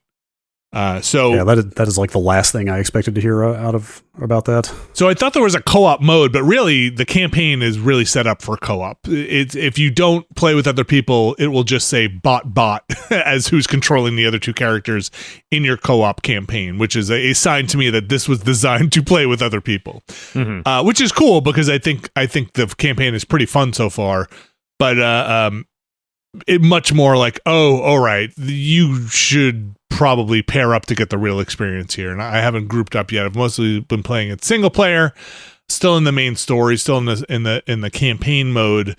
But if you played Space Marine 1, it seems similar from my memory, except instead of fighting orcs, you're mostly fighting Tyranids so far. I'm sure that will change later on. If you are not into the Warhammer 40K universe, now's a great time. Get in there, learn all about it. Is it a great time? It's the greatest time. Look, how great are we talking? Like pretty great, I guess. I mean, you're pretty great, or you're done with the Horus Heresy. You can go read up on that. You can. Nope, that's not going to happen. You can go catch up and see what's going on. What's the newest heresy flavor in 40K? It's just a dumb universe. And if you remember what their roots are. And remember, you're not the good guys. There are no good guys. There are no good guys. You can enjoy it for what it is, which is it's like, what flavor of fascism would you like? We have several. Everybody's terrible. But the blowing up's real good, and the chainswords are good. I've seen some gnarly Space Marine faces floating around out there. They're gnarly. Some rugged looking characters, let's say. Nobody's happy in this universe. No. They call it the Grim Dark for a reason. Yes. So I saw one in particular. I saw a dude was like basically missing half of his face, and he loves it. He loves his job. He loves his job. His job is to to purify and get rid of heresy, and that's what he knows. Good combos. Good. They have a parry system in this, which I don't think they had before. Hey, when the blue light comes on, get ready to parry. When the red light comes on, get ready to dodge. or orange, whatever. I haven't had much trouble with the colorblind stuff. Yeah, I've enjoyed it so far. And I'd like to see how it works out in co-op too. Yeah. Because the first one was just kind of a Gears clone, right? Yeah. With more melee. Yeah, very single player focused. Yeah. Of course, I mean, different developer, different era for that matter. Yeah. In my mind, that game was a very tight single player experience. This is a little looser, a little more, it feels like the objectives are more multiplayer things where it's like, the door is closing. Let's defend the thing for 5 minutes. Mm-hmm. They're attacking this thing that's blinking. Go get them off of that. You know, like it's objective based in an environment. Interesting. Yeah. Is there a lot of Space Marine? Stuff? So you're fighting Tyranids. They don't talk. Oh, right. Of course. The bugs. But yes. That might change. It's got to be in later there. They're going to be saving that. Yeah, I don't know if orcs are in this. I fully expect chaos to be here, but I don't know. There's always chaos. It's always fucking chaos. No matter what's happening, it's always chaos. Space Marine 2, going to play some more of that. That's the one that's basically taking my time up from Star Wars. And then the one that I'm not sure where it's going to fit on my schedule is the 1.0 release of Satisfactory. So a game, a decade in the making, probably more. Now listen. Yeah. I never played this game before, though I've obviously watched you play a fair amount of it over the years. Touching it for the first time, it was a fun time. I was able to get into it pretty quickly, especially having you guys to kind of steer me around and check it out. When you took us to your planet that you have been playing with your friends for several months, years, however long it is, that was gobsmacking. The factory amount of shit that has gone into that planet. So that's the thing. Like we reached, and shout outs to them. We've reached the end of the early access, and they've added more to that game. But the prospect of doing that again is kind of daunting. But you're gonna do it, right? Like I really came out of the stream thinking like, man, maybe I'll just get up Saturday morning and start a new game in Satisfactory. Like maybe I should run a dedicated server and then all of us can play. Yeah. But seeing that late game save kind of put me off of that idea. Well, I think the dedicated server where you jump in and other people are doing work in there is probably the way to go. Yes, that's probably the case, actually. I've run a dedicated server. I don't know how it runs in 1.0, and I don't know if I've run... No, I did run one since they switched over to the new engine. I don't know the 1.0 stuff. Some people in our chat were saying it's fine. That it's way better, actually. Dedicated server. You're talking about this. So not only is the stability better, I watched the video on this. They have shaved the memory requirements down for the server like dramatically. Oh, that's cool. Okay. Yeah. Some foliage thing. Like they actually went into some crazy amount of detail about like the reworking the foliage system, which dropped the memory footprint by like half. That's great. Like it sounds like all the server hosting stuff is way better in 1.0. So the thing that I was looking for in Satisfactory, I was keeping an eye out for were two things. One was the story stuff, which I don't think we actually saw as much as I was expecting to see in terms of like narrative stuff. The second were the alien artifacts, which were in the early access, but they did nothing. And now they power a bunch of new tech you can get later on. And they add really kind of substantial boosts to late game stuff, which I'd be curious to check out. I would probably do another factory. It's a real time commitment. I think ours was like 200 something hours of building, and that's 3 people who are very good at what they did. The best. But it's fun. It's a lot. It seems fun, but when I saw your stuff, I was like, okay, I'm never going to have the time or the commitment to pull off anything like this. No, that's why you got to have that dedicated server and have other people jump in and be like, "What are you doing here? You are building this whole oil part." I mean, that's kind of what we did at some point. Was like, all right, I'll go take care of plastics. I'll see you in a week. We'll or like we jump on and we'd spend like an hour and just be like talk in the beginning, and then everybody would just go do their thing, optimizing, which it's fun. It's fun. They did a great job. It was a lot of fun to play with them. I actually was really bummed when we hit the end of our thing. It was just like, oh my God, what do we do now? And then some schedules changed, and we'll see. We'll see if I can get that crew back together. Not I, but they, because they honestly did a lot of the work in that game. I was there to hang out and mess up. Satisfactory 1.0. It's out. It's out. It's real. The road to Satisfactory 2 starts now. Oh boy. Coffee Stain, I feel like they've gone through a lot of changes and have put out a lot of other stuff at this point. So we'll see where that company's at. I wonder what the sales of Satisfactory 1.0 are like. I cannot even imagine how much that game has sold. I mean, it's got 150,000 Steam reviews, and it didn't even launch on Steam. It was an Epic game originally. Yeah, that's where I have it. So it has done well. So I wonder how that game sells once it comes out. If you're like, everybody who has wanted this game has bought this game, or if you're like 1.0 and there's like +5 sales or something, be like, we did it. I was waiting. Yeah. I was waiting. Man, it is so hard for me to remember that is the Sanctum developer. Oh, Sanctum was that like first-person tower defense-y multiplayer kind of game. Jeez. Like they came to the office. Like that was their first game.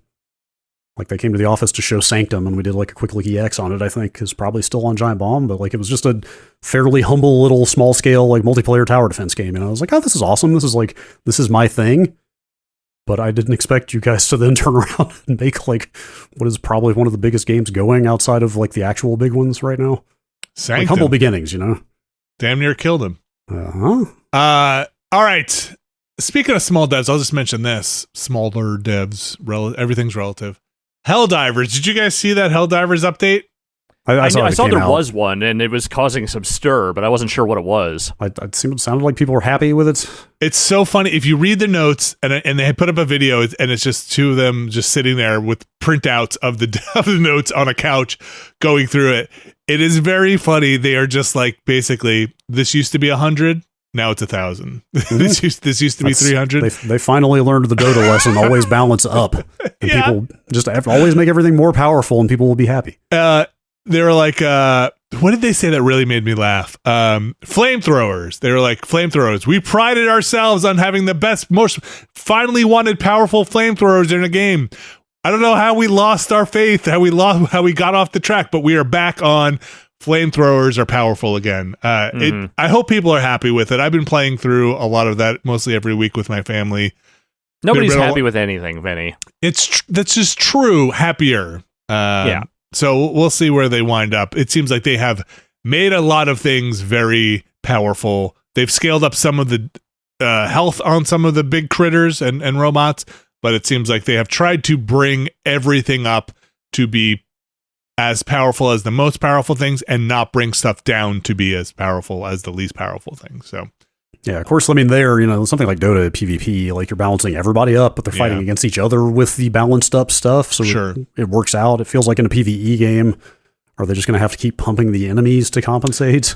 So they've done some interesting things according to their patch notes, and the way they put it is, because they balance things like armor, weak spots, and then general health, right? So like this weak spot is now less armored, but the health of the enemy is higher. So it makes more weapons viable to take on an armored enemy, which is, I think was a thing that they were trying to get at, was when you had those big chargers or something, there's really like 3 weapons you want. And now more weapons are viable because you can chew up the weak spot. Yeah, that's cool. Yeah. That sounds fun. I wonder how far off that new faction is. I don't know. Look, they're just keeping the lights on with that thing, and I mean, considering where so many live service stuff is these days, I think they are just happy that they're maintaining and keeping a solid, strong player base, and no matter how much people yell about it, people are still playing that game. Yeah, and then there's been a lot of yelling, but yeah, I haven't been on their Reddit in a while, so I wonder if Reddit's happy. No, thank you. Yeah, not a chance. That is Helldivers 2, just some updates there. Big patch that came out, like major rebalancing. So I don't even know if it's fair to call it a patch. I think that's the games for right now. There's a lot to chew on. I did download one other thing. Yes. There's not much to say about it because, I mean, what is there to say? But Arkansas has come to American Truck Simulator. I saw that, yes. Yeah. Some new DLC. The very funny thing was that it was part of a bundle with one of their other DLC things, and by buying the bundle, it was cheaper than buying the state itself. So I took that. No, it was like $1 cheaper. Did you not have the other states already? I did have. Well, I had all the other states. It was a piece of DLC that was not state related. It was like a farm pack or something. So okay. But let me tell you, I drove to Arkansas. Yeah. It's Arkansas. What'd you saw? Arkansas. I saw a lot of gas stations. Okay. And trees. Okay. So this is they just put out Arkansas. They're next to Iowa and Missouri. Okay. You have to do these states. They are states. If you're going to do the whole country, you got to do them. They're states. This is a rough patch if you are looking for, let's just say, the most picturesque and interesting parts of the country. Beautiful Missouri. Beautiful Arkansas. Missouri at least has a couple of cities that I think are notable. Uh-huh. Iowa. It's the heart of America. Yeah, I know. It's the heartland. The heartland. Yeah. Gotta love it. No, I don't. I don't know if I've been through Iowa. I don't know if I've stopped in Iowa. I had a friend that lived in Iowa for a little bit, and I remember stopping off when I was doing one of my cross-country trips. I mean, look, sure, it's fine. I'm just saying, there's not a lot to look at. This is what I am talking about. Yeah, I'm not talking about the people that live there, any of that. I'm talking about what am I seeing when I am driving? Corn. Yeah, I mean, look, I've got Kansas and Nebraska for that. You're late to the game, Iowa. Yeah, I'm just kind of thinking, maybe I can horse trade a couple of these states for maybe some Canadian provinces or something. I don't know. Maybe it sounds like a good place to race your truck through in a multiplayer trucking race. Are they going geographically? I mean, it's not a direct, east to or west to east. They kind of hit a point, and then they started branching both east and north. Huh. But are they always adding a state that at least borders something that's already in there? It is always touching another state. Right. Yeah. They're building out a contiguous map, right? Yeah. So which is the right way to do it. Yeah, that makes sense. Texas is already in there. Let's just got to get through those flat Midwest states before you can get to the get to the really juicy stuff on the East Coast. Yeah. You think they sell the Northeast, New England, in a big pack? I am of the opinion that when they get to the smaller eastern states, they are probably going to bundle at least a few of them together. I bet New England will be its own region. Okay. There's a distinct possibility maybe they would package the Carolinas together or something, or the two Dakotas or something when they get to those. But beyond that, I feel like considering Arkansas is its own piecemeal state and not bundled with anything else, I feel like if there is a decent enough amount of geographic space, they will sell it standalone. Florida coming soon. Florida is definitely getting its own thing. All right. Truck Sim, Arkansas. Look, man, anything to get that wheel plugged in, all right? American Truck Sim. All right, that's going to do it for the games. We're going to take a break. We actually got some news here as well. Man, things are happening. Happening. They are heating up. Let's take another break here. We'll be back with the news. Stick around. All right, we are back, and it is time for the news. And what's that sound? Brad Shoemaker. Is that the Switch siren? Nintendo Switch 2 watch hot incoming. What's some intrepid leaker on Chinese social media saving the news segment on this podcast? Saving? What's new in the new Switch watch? These images landed moments before this podcast. I mean, there's other stuff going on this week. There is, yeah. Nothing too crazy going on this week, but here now we have a marquee story. The first purported images of the Switch 2 have landed. Now, again, on I don't know which Chinese social media service, but one of them.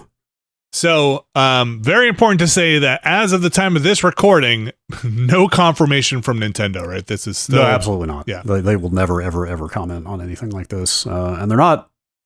The images themselves are not verified, but multiple outlets have said these images are consistent with what we have learned from people who have been briefed directly on what this thing is. So we live in an age where image generation, questionable, the whole thing. I think when I saw these images... I had that same layman's reaction, which is, that looks like exactly what everybody has said. This tracks, totally. It absolutely passes the sniff test of yep, that is exactly what I expected a new Switch to look like. You know why? Because it looks almost exactly like the original Switch. Yep. With a few minor differences. So a lot of these images are 3D models, mostly, 3D model images of the console. Yes. But it looks like there's a couple of pieces here that are at least like form factor plastic and circuit boards that are either being assembled or made, used as demos. There's two photos. One of them is of the inside rails of the Joy-Cons, which I feel like if you're going to take a picture of the new Switch, if you could only get one, that's the one to take, because that's where the interesting stuff with the magnets has been reported and so forth. I mean, I certainly don't know exactly what I'm looking at, but that looks... I mean, I don't see any mechanical attachment there. There's no railing. Like to slide Switch. In, right, yes. It's got some kind of funky thing at the bottom of it, by the screw. Those pads sort of look like they could be magnetic, maybe. I'm not 100% sure what I'm looking at there. The other one, like you said, is just like the shells of the Joy-Cons and what looks like part of the insides of the system. Yeah. But let's see, what else have we gotten from this? There's one new face button. If you look on the right Joy-Con, the basic layout is the same. The Joy-Cons have the same layout, same plus and minus buttons, the same, it's camera on the left, home on the right, correct? Is that what it is? Yeah, so there's an extra, there's the square camera button on the left, there's the round home button on the right, but then there's another square button below the home button. Yeah. So I don't know what that new button could be about. It looks like it has a letter C on it. They're bringing back C buttons. Maybe? Yeah, I don't know. Maybe some new system level functionality that we don't know about yet. It's got what looks to be two USB-C ports. The one on the bottom, which would plug into the dock like usual, but another one on the top. Yeah, and I'm not quite sure what that would be for. For what it's worth, it's right next to what appears to be a headphone jack. So, Nintendo, the last company keeping headphone jacks alive. I don't know. That top USB could be for USB headphones, maybe. Which image? You're looking at the very bottom of the Switch? No, the top of the Switch, the one with the vents where you can see the where the SD card. Or actually, I don't even know if it's going to be an SD card. That might not be fast enough anymore.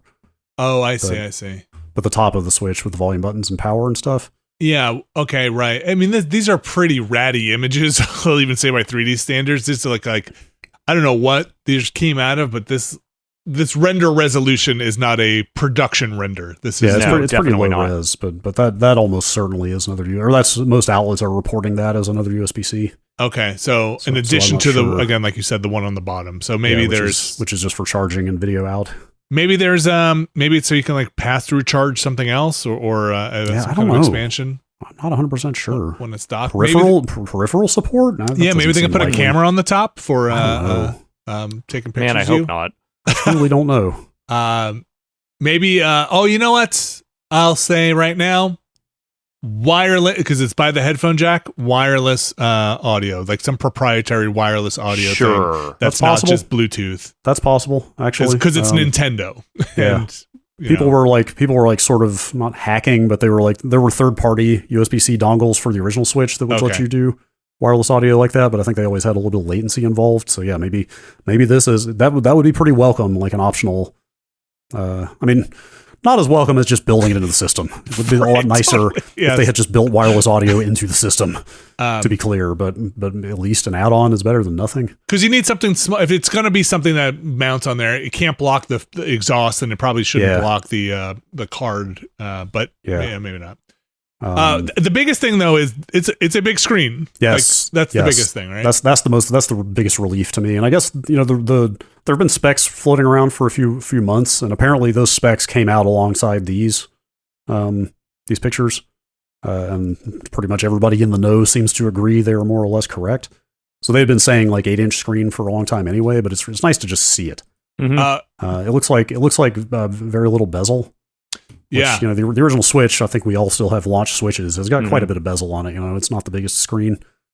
It does not fill out the whole front of the face. Obviously, the OLED is way closer to that. This looks almost like edge-to-edge screen.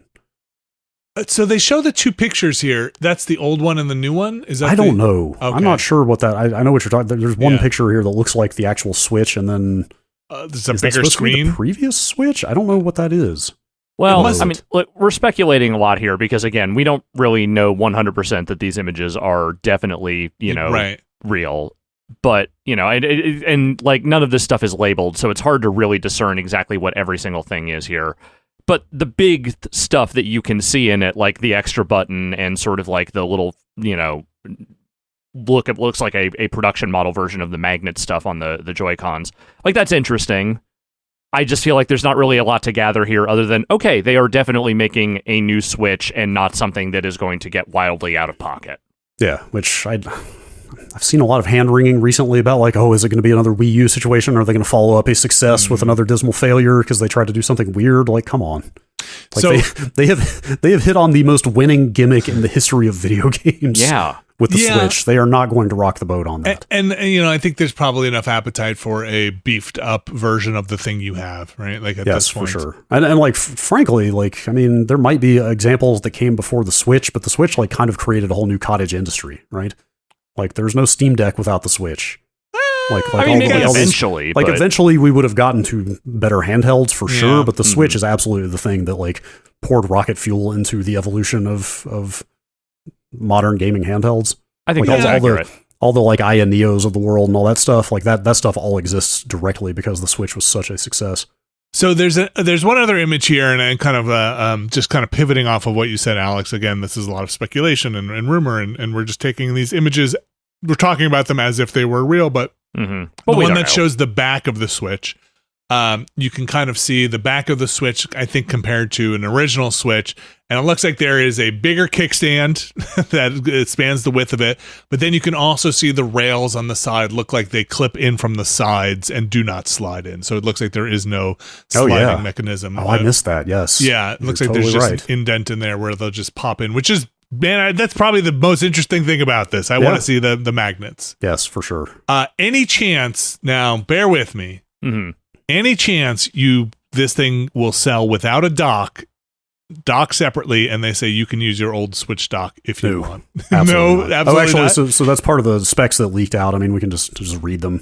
These are the same specs that leaked a few months ago, but I didn't put them in the news then because there was no real substantiation. But it's starting to seem like all of this is pretty legit now based on reporting of different outlets. Like, for example, I should have just read this. I looked at this on Insider Gaming and also Video Games Chronicle. The VGC wording, while the images are unverified, one source who has not seen the final Switch 2 console but has been briefed on Nintendo's plans told VGC that the images match what the company has told partners to expect from its design.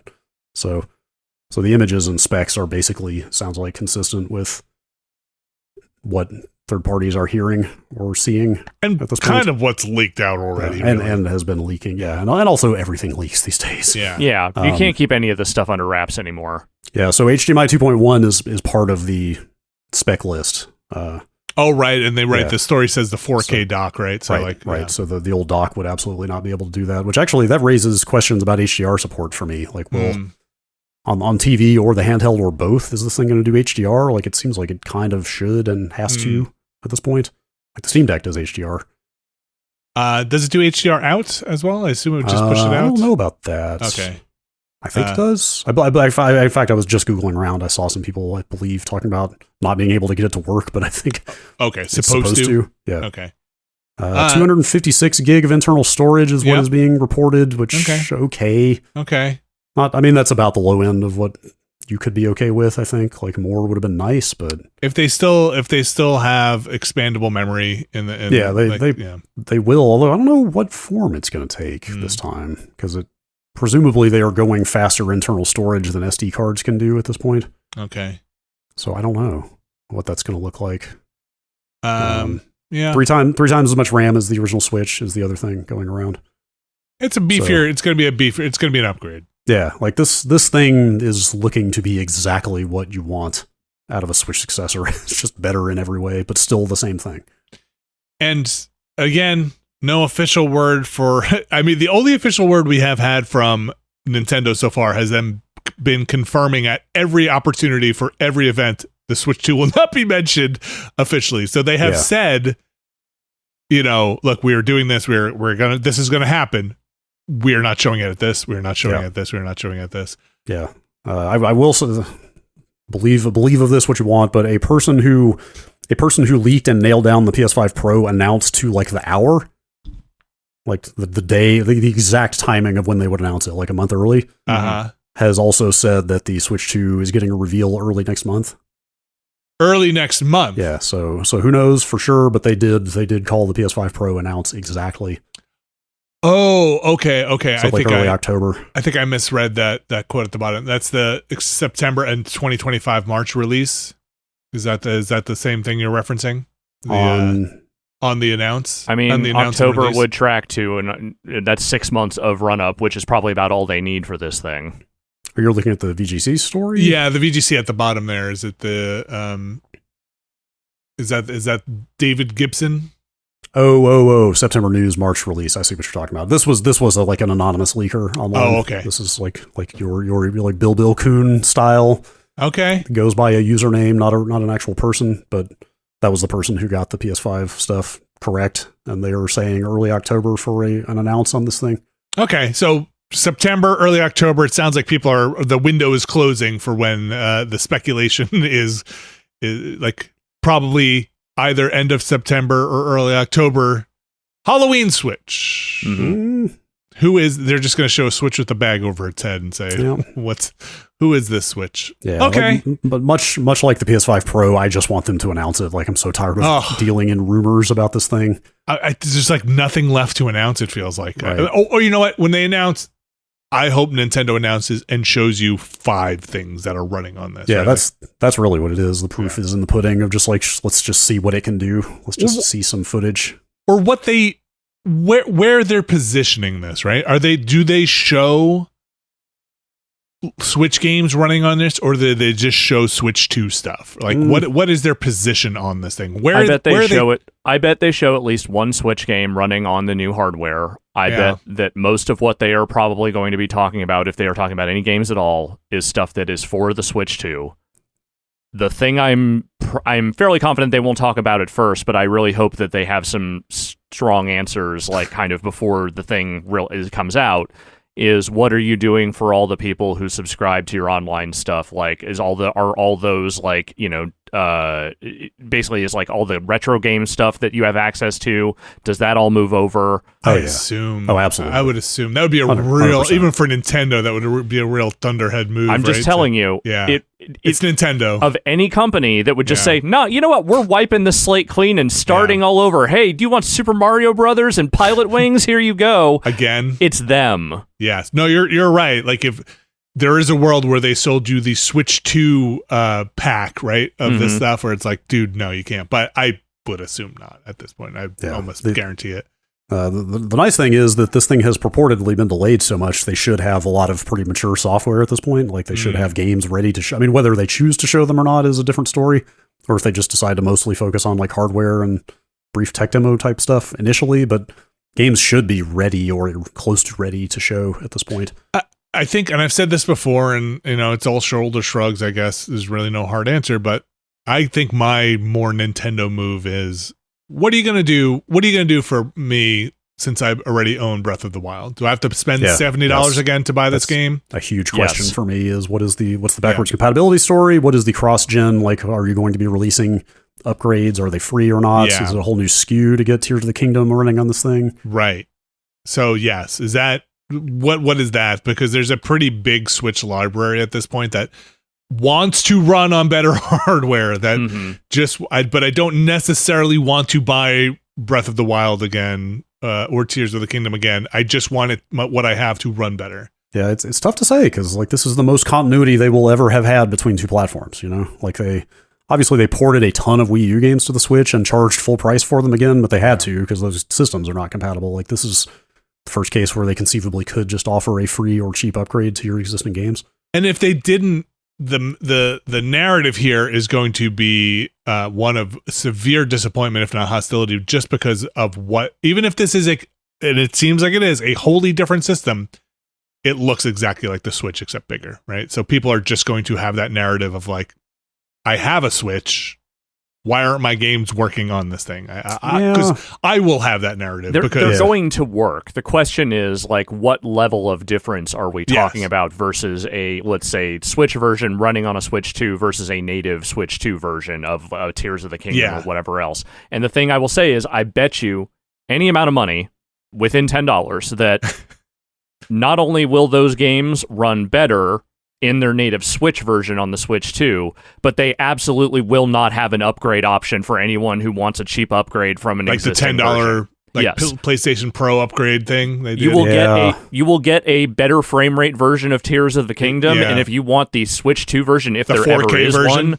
you want the 4K version, you are paying that motherfucking price. Yeah, well, there's no guarantee that even the frame rates will get better. It's entirely down to how the game was constructed. I'm just betting. That is a pure betting man's thing. Just horsepower. Yeah, well, some games would need work to access that extra power. Yeah. But it could be situations where like Tears of the Kingdom runs at dynamic resolution and now it's just running at full resolution all the time because it is able to scale up automatically. But they might have to like do work to unlock the frame rate, for example. We'll see. Like, that's the stuff that remains to be seen. Yeah, what's Nintendo gonna Nintendo? Very curious about their policies, basically, on all of that stuff. And I would love to see like a demo. I mean, I'm sure they'll show it. Like, I want to see how the Joy-Cons work. Like, part of that initial reveal should be them showing how those Joy-Cons work. Well, they can't snap anymore. They got like mush. I don't know. Maybe they'll put a click in there for Are they gonna snap during their directs anymore? It's their whole gimmick, man. What are you gonna do? Maybe they click. Maybe it's the same thing. That's the Switch 2. I'm sure we'll have more leaking out before this thing gets announced. But there's only, if it's according to the leaking, that we've only got 3 weeks until we cross our leak threshold. So maybe Nintendo will get out there and fully announce. Moving on to, this was wild news when I saw it and felt, I don't know, out of nowhere, but Annapurna's team their games team walks out. The entirety of the staff of Annapurna Interactive has all resigned at once. Which is about 25 people, I believe, at the time of resignation. So, like, it took me a little bit in kind of seeing this. When did this come out? This was last week? It was literally like the day after we recorded our podcast. It was last Thursday. I was streaming Fallout when this news hit. Okay, yeah. And so, like, what does that mean? What is going on here? So, I mean, based on what I've gathered, and I think the thing that was known maybe beforehand was that there was some kind of negotiation going on inside of Annapurna, and they were trying to divest themselves from the Annapurna entity, which is run by Megan Ellison. But I don't think anyone really knew where that stuff was going, but we do now, which is to say that Megan Ellison and her reps basically pull out of those negotiations, and then everyone on the team said, okay, we're leaving. Yeah. And so you think they just get scooped up by somebody else? I feel like you don't pull that move unless you are pretty confident that team is going to go solo or some other VC is going to fund this group. A year or two ago, I would have said yes. Right now, I actually don't know. Yeah, it's a good question. I don't know. Maybe they'll just scatter the winds. But this is such a power move. Like, this is such a, like, no, you're the clown. We're all out of here. Literally, all of us are out of here, like, kind of move. And kind of unheard of, especially in the wake of so many layoffs going on in the industry, for them to just say, no, not being here is better than being here, I think speaks volumes. Yeah, well, it's a severe undermining of their autonomy. Like if they lose that fight, or maybe not a fight, maybe fight is a strong word, but if they lose that negotiation, it raises serious questions about how much freedom they'll have to make their own decisions moving forward. And, there's been other news over the years, like Annapurna is not without some drama inside, but it never, I feel like it never rose to some of the critical levels that some of the other internal studios had. I mean, I'm not saying that we knew about anyway. Yeah. Yeah. That we knew about. Right. So, this kind of level of implosion kind of felt like it came out of nowhere, where, other studios are like, there's tension here. This is a tough environment. Again, I'm not saying there wasn't stuff there, because we've definitely heard and reported on some stuff there in the past. But what do you think this means for them? Like, obviously, they've got a pretty storied catalog now. They've had an amazing run in the games department. Really, like, curated, meaningful games from their games group. Outside of that, Annapurna has It's also a film and television company. Yeah, primarily. they've got their fingers in a lot of other things, and that is where that control stuff we reported on a couple of weeks ago lives, with that side of things, not with the game side. Apparently, like I don't remember that really being spelled out when that announcement came around. But we talked about it. It absolutely was very explicitly spelled out. Okay. Their deal is with the TV and movie portion of Annapurna to develop their properties for those media, but they are still self-publishing their games. Yeah, it's like a synergistic kind of like you handle this side of things and we'll do the game side of things. So that specific Remedy deal did not have involvement with the interactive portion of Annapurna, but plenty of other development. You see it in this Bloomberg story. Like there are plenty of other developers who have existing publishing deals with Annapurna that are like, now what? Actually, but they're bringing Hector Sanchez back, who was like one of the kind of co-founding members of Annapurna Interactive. He went to Epic for a good while after that. Friend of the show, people might remember Hector is a great guy, former NetherRealm. Yeah. A lot of Mortal Kombat interviews over the years. Anyway, he is coming back apparently to head up whatever new form of interactive that it's going to take. You think this bridge gets repaired, or you can't look back from this? I don't know. I mean, my instinct says no, but I mean, I guess never say never, but it feels like if the Hector thing and, the sort of wake of this and the reporting on it didn't result in someone coming to the table and saying, okay, wait, we should fix this, then I don't think they're going to. Like I said, there's a lot of money out there. A lot of people want to be Annapurna. And so I bet there are offers from a lot of bigger firms now trying to get this talented group that put out a really respectable list of games. Like they went out and they curated and they published a bunch of great games. But there's a problem, which is that the money is drying up. I mean, that is the refrain you hear a lot. And we've seen other boutique labels at various publishers close, like Private Division essentially got gutted, like that's who actually has the money to throw around for a new boutique label for publishing games right now. Well, the Fed actually cut interest rates this very morning, so we'll see. It was only 0.5 point, but I mean, maybe we are, And what I hear is state of affairs won't persist forever. And the story I hear is like, look, investment in video game money is very weird and it's very wobbly right now. Very wobbly, but like, there's also a lot of money sitting in bank accounts from people who from firms, VC firms that want in on this stuff, like want to figure out what their next like there's a lot of capital sitting, is what I hear, that they want to be like, how do we get in here? What is our entryway into here? Yeah. And that's a hard thing because it's hard, fucking hard. Yeah, Video games are hard. Like, frankly, that's what Annapurna Interactive was. Like that was a Hollywood entertainment company that expanded into video games and did so quite successfully. Yes. So like, there's a distribution of wealth where these places are just stockpiling cash and want to be like, I hear crypto seems to be cooling off. What about this video game stuff? Right? Yeah, they're all throwing all their money at AI right now. And how do we make AI video games? So we'll see where this whole thing lands. It's just a wild story. It's just not a thing you ever see at video game companies, or really most companies. Like just an entire staff walkout. Yeah, a group, like a whole group.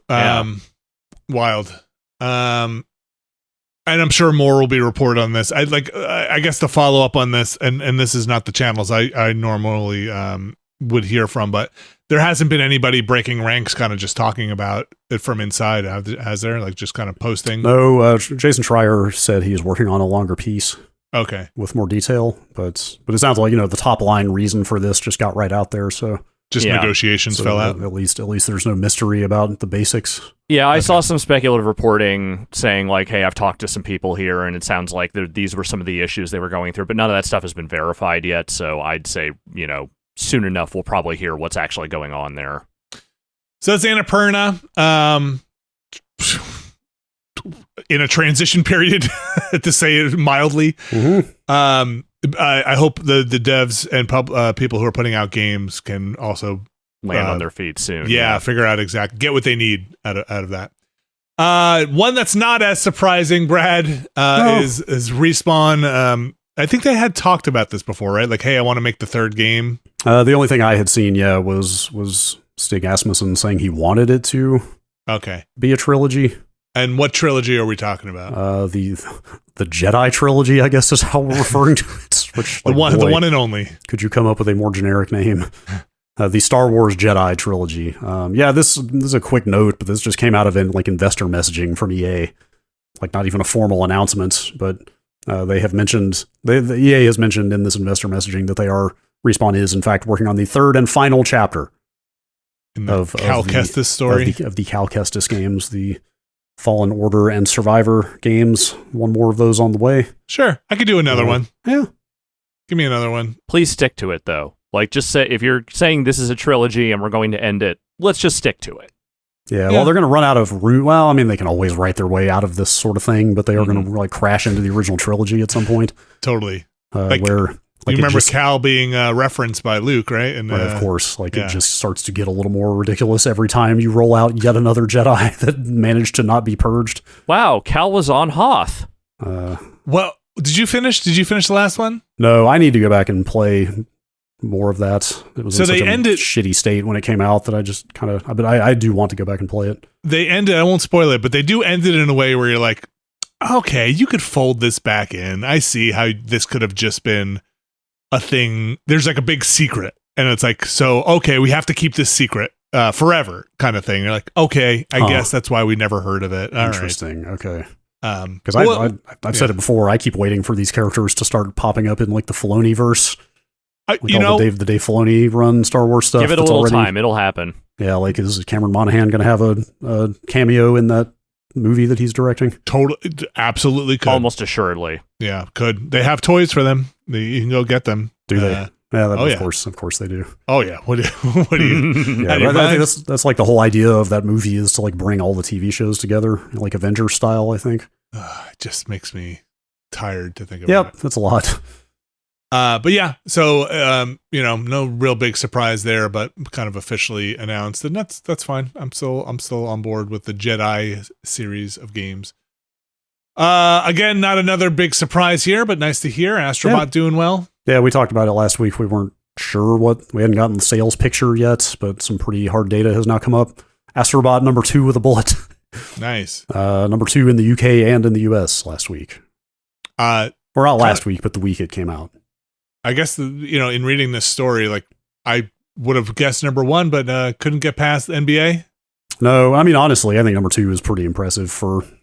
NBA is a tough one to beat when it first comes out. But also, just this style of game has just not been in fashion for a long time, right? Yeah. So mascot platformer. Number 2 at launch is pretty solid, I think. Good for it. That game's great. Yeah, deserves it.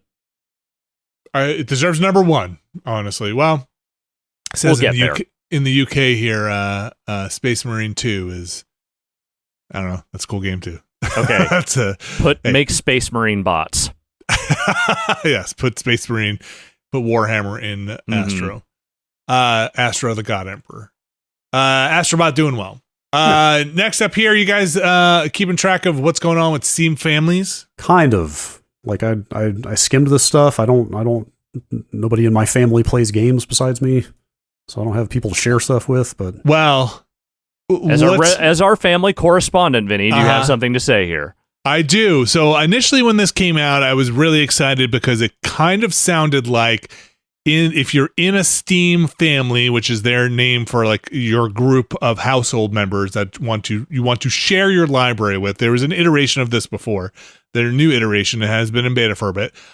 I thought it meant if you own a game, anyone in your Steam family can play the game in your household, can also play the game at the same time. I thought that was the language they were using, and I got very excited because it meant that, maybe I don't have to buy 2 copies of Space Marine. Maybe I won't have to buy 2 copies of this.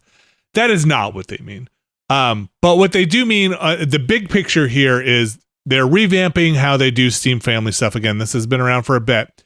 But in your household, and I do stress in your household, you can add up to, I think it's 7 people total in this thing, including yourself.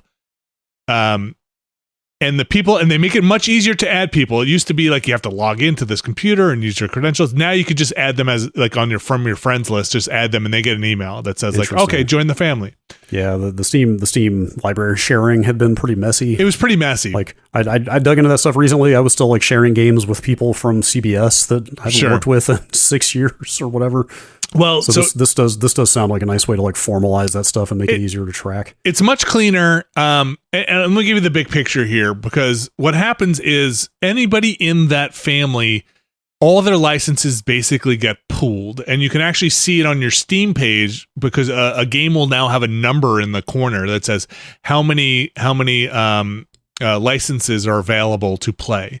So anybody in your family, if you have Space Marine, Brad, and I have Space Marine, 2 other people in our family can play at the same time. Yeah, that's insane. Like what you're describing right now. Even without the pie in the sky, like multiple people can play the same copy of a game. Like still, the idea of 7 people getting together and pooling all their games into one big library. Yeah. So it's the entitlements basically work as one pool of entitlements where, okay, look, 3 people own Satisfactory.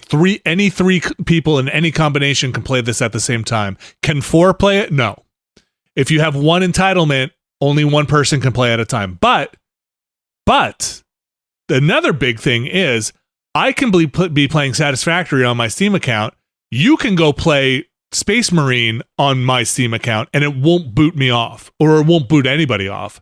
So you can, as long as there's an available license for that game, anybody can play it at the same time as anybody else playing an available license for another game. Oh wait, so you couldn't be in a game at all earlier? No.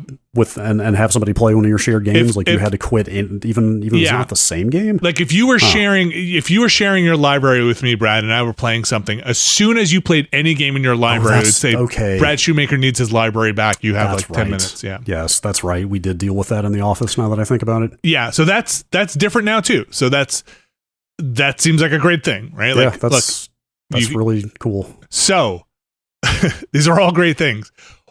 Maybe not as great is they definitely mean household, because let's just say if you were to try and share it with a family member who lives in another state or country, they may get a warning that says you are not in this, according to the data, you do not live in the same household, or your data does not say you live in the same area as they're checking up on you. Yeah, library. We're not letting you join this family.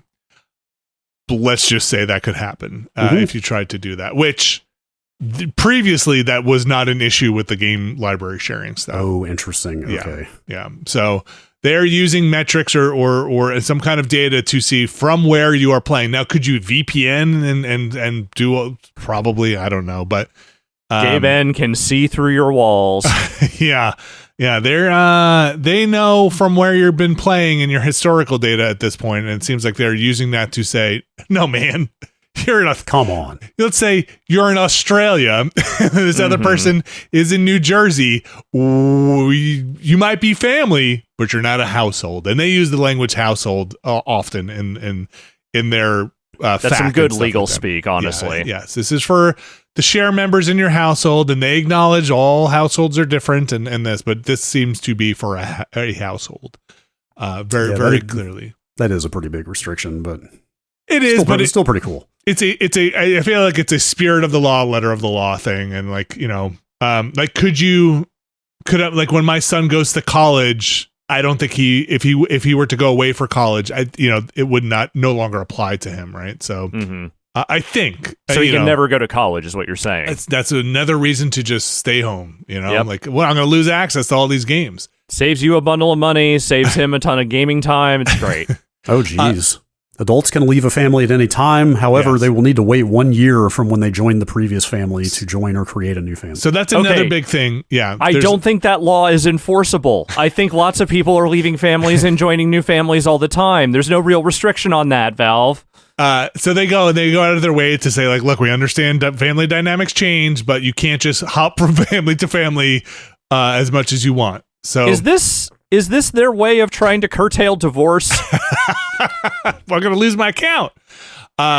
You can kick people out if you're the adult. And this comes paired with a much more robust parental guidance thing. So you can add kids to this account and manage the kind of games that are accessible to them.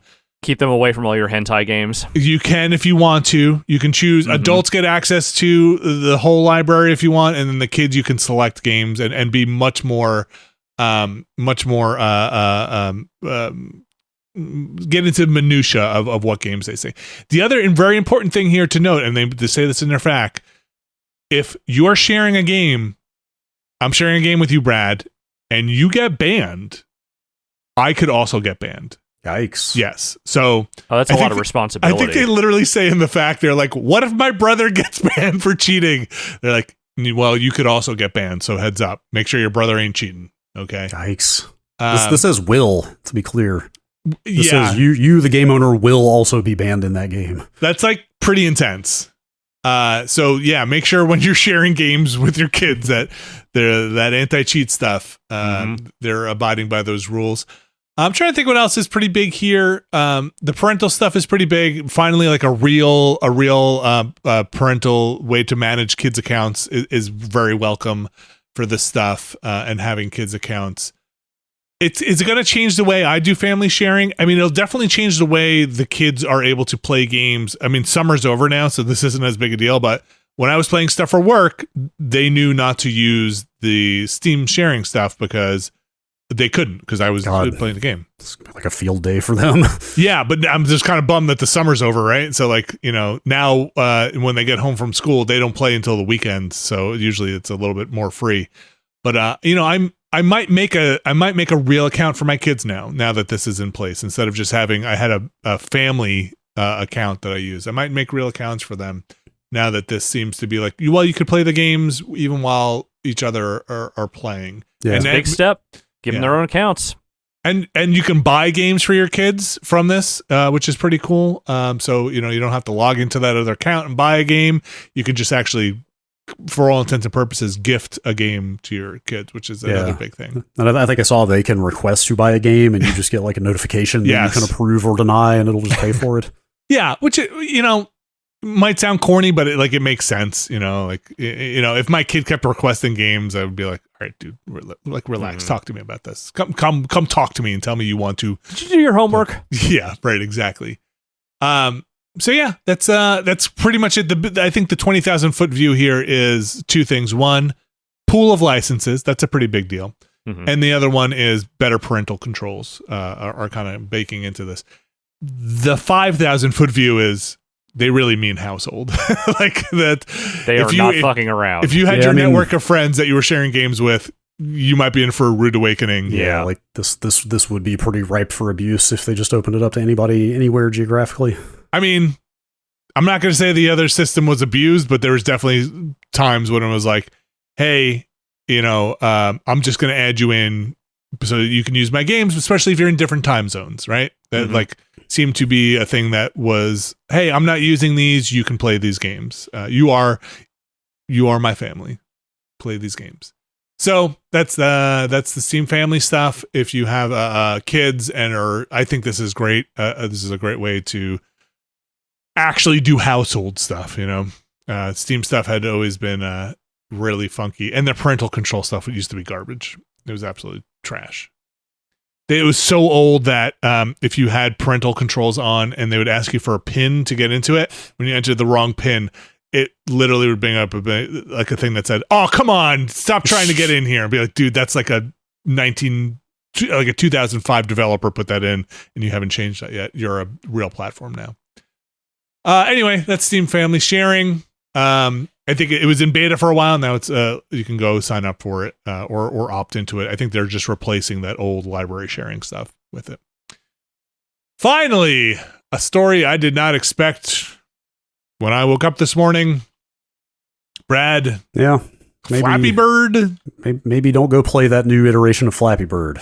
Not quite bootleg Flappy Bird, but kind of maybe in the spirit of a bootleg Flappy Bird. Yeah, Flappy Bird has popped back up on the App Store. Everybody remembers Flappy Bird, right? How could you forget?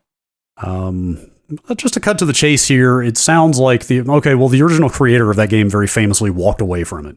Yeah. Literally took it down. Making stacks of money on it, and apparently it fucked up his life, and he was getting enough abuse over it that he just said, all right, forget it, I'm done. And pulled it down. And pulled it. To the point that, remember, like, iPhones with Flappy Bird installed were selling for huge amounts of money on eBay? I don't remember that, but I for a while. Okay. Despite there being a bajillion clones you could go play anyway.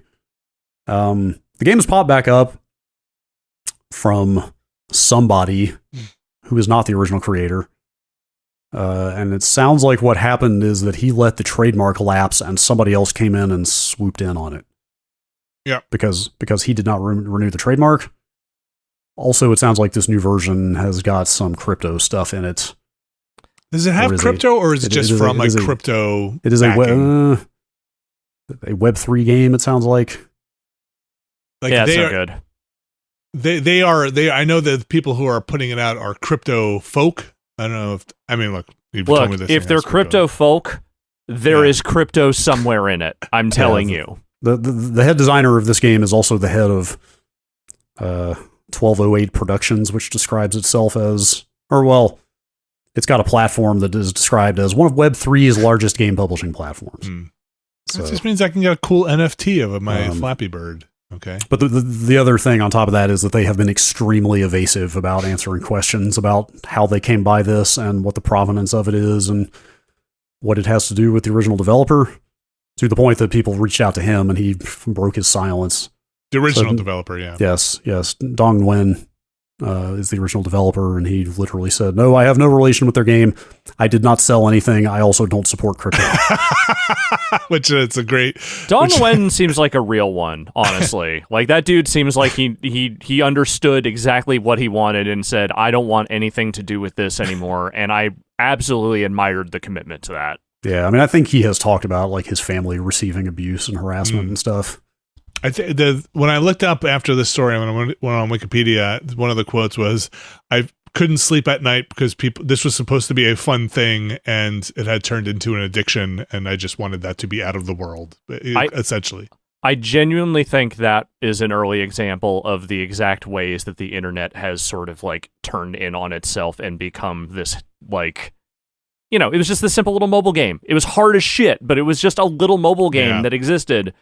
And the fact that he got hated all, let alone, like, scads of it, I think it was just an early example of, like, where things were headed with, like, discourse on the internet and the way we approach people who create things that we ostensibly like, but then just fucking immediately devour them over the most minute bullshit. You always hurt the ones you love. Yeah. According to this story, too, on Video Games Chronicle, I don't know what P.O.P.O. versus Cactuses, but they have that as well, and it sounds like that was I did not follow the Flappy Bird drama at the time, but it sounds like that was a game that was cited as an inspiration, if not the game Flappy Bird took its gameplay from. And they have that as well. This new entity has that. Interesting. Yeah. Just snapping them all up. I don't know, and again, it doesn't go into how they got those rights for that game in particular, if those were also lapsed rights or what happened, or if they just threw money at it. And just to be clear, they will have cloned the game to put it out. I mean, not that it's a hard game to clone, but it's not like this is not the original game, technically. And it's not like they took his code. Like, they didn't pay for the actual game to re-release it. They have almost certainly just gone and cloned it themselves. What they bought was Flappy Bird TM or R, I guess. Yeah. It's kind of gross. Kind of gross. Public service announcement. Right. Like, I put myself in that, I tried to put myself in the mindset of doing that, and I just couldn't. Like, I could not go out there with something somebody else created and made popular and act like it was mine now. Oh, could you imagine? Like, I mean, it's a different story if he got out there and was like, no, I took $2 million and I sold it off. This is if it was a buyout, that's a totally different thing. This is the guy got out because he was like, I'm done with this. Years have passed, and then I guess you don't even think somebody's going to do that, but now never underestimate what somebody's willing to do, right? Not only was someone going to do that, someone was probably just sitting there waiting to press that button for God only knows how long. Yeah, to be like, I'm buying this trademark. Like, It's like if Nextlander shut down and then 7 years later, 10 years later, somebody was booting up Nextlander again and was like, Nextlander's back, and it just bought out the rights. And we were all like, wait, what? I'm like, what the fuck? That in years? What are you talking about? First I'm hearing about this. That's not us. Or like Giant Bomb, or like 1UP, right? Like any of those things, you'd be like, what? And be like, and then somebody from 1UP was like, that is not us. Do not. Yeah, it's kind of gross. Yep. The shamelessness of the online get rich quick crowd is virtually unlimited. Bottomless. That's gonna do it for the news. Brad, do we have time for one email here? Yeah, we could do a couple here real fast. All right, we got a hot one. Yes. Let's see. Let's do two here real fast. This one's quick. Signed Obsessive in Oregon. Okay. Weird question. A while ago, Alex made reference to what I think was a song. It had the cadence of noun verber of nouns. Something like Heartbreaker, Breaker of Hearts. It seemed like a very specific reference, and I can't get it out of my head. Oh boy. Please ask him if he knows what song it was. No fucking idea what they're even talking about. Okay, I have an idea. Breaker of Hearts. I have an idea because I think it was me that made the reference, not Alex. Oh, well, that would track then. I don't know for sure, but I have definitely made a reference like this recently. I don't know what I actually said. It was not the title of the song, but I think it was a reference to Love Hater by Outkast. Okay. Oh. The chorus of which is Love Hater, Hater of Love. Okay. Yeah, that has to be you. Although actually, I can't remember. Is that an Outkast song or an Andre 3000 song? Was that part of Speakerbox Love Below? Shrug. Does anybody know? Yeah, I don't know. Not off the top of my head. The people listening to this do. I think that's on the Love Below. Let me just check real fast, because then I would say it's less of an Outkast song. Sorry, just trying to... Yes, that is... Okay, sorry. That was their last release, wasn't it? Does anybody care about Outkast here? Yeah, sure, yeah. Like Outkast as the group? Yeah. Or Outkast the game you're talking about? Yeah. No. No, Outkast the group. The hip-hop outfits. Yeah. That doesn't exist anymore. That's the whole thing. Like, that last double album they put out, I think, was basically two solo albums stapled together. So that song is on the Andre 3000 half of that album. But anyway, I'm quite sure I made a reference like that at some point in the last few months. Brad, I'm going to say if you're listening to this podcast and are of a certain generation, I don't think you cannot care about Outkast. They are big enough to have touched everyone in a way. Yeah.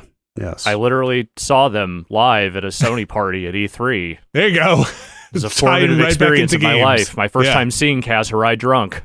Oh God, man, those things have all run together for me. I must have been there, right? Yeah, I think you were. I know Greg was there. Have I seen Outkast live and I don't remember? I think Greg was there. I think Jeff and Ryan were there. I think you were there. If they were there, I was absolutely there. I think Ricardo was even there. Yes, I absolutely would have been there then. It was when Kaz Hirai got up there and was like, "Are you ready to see the coolest motherfuckers on the planet?" Oh, wait. That wasn't Are You Ready for the Beck, was it? No, that was the Beck. I was not there for the Beck one. Okay. That was a separate one? So I did not go to very many Sony parties, is the thing. I went to maybe one or two total, and the one that I remember most vividly is the Outkast one where Kaz Hirai was very drunk and dancing on the stage while they were playing. Okay. Is he still at Sony somewhere? I thought he was running shit. No, God, no. He's been gone for years. He's retired. Is he retired or is he? I don't know if I think he retired. I don't think he went on to do anything else. Okay. Let's find out really quick. But he was just running Sony for a while there, right? I think he ascended to the head of Sony. Former chairman of Sony Corporation. Yes, that's right. Was that after Howard Stringer, I think? Yeah. Stepped down in 2018. Okay. No, hang on. 19. Sorry, I stepped down as CEO in 2018. Yeah. Became chairman and then retired fully in 2019. Okay, so he's living his He's best still life. a senior advisor of the company, but it is in that retired old, CEO kind of way. Sure. Yeah. Brad, we got time for one more? Yes, this one is pretty interesting to me. Let me pull it up very quickly. Please write back in. I want to know if that was it, or if that was not it, then we're going to have to sleuth out what it was, because now I'm curious. That must be it. All right. It's from Zach in Savage, Minnesota. It's about Concord Platinum stats. Okay. I consider myself an avid trophy hunter, not anywhere near the top, but I've been getting them since day one. a tick over 13,000 trophies with 183 platinums. Oof. It's pretty serious. That is extremely serious. That's like 3 times more than anybody else I know. I thought I could provide some stats and insight into the Concord Platinum. Okay, first off, I use psnprofiles.com for tracking, and I think it's generally considered the best one. On there, 1,606 people have Concord on their profile. Okay. Keep in mind that's less than the overall owners globally, but anyone serious about getting trophies on by proxy, anyone who went through the torment to get the platinum would likely be on here. Okay. Yeah, that does make sense. Of that 1,606 players, 71 managed to get the platinum before shutdown. Because how many? PSN, Sorry, say that again. 71 people on there have the platinum.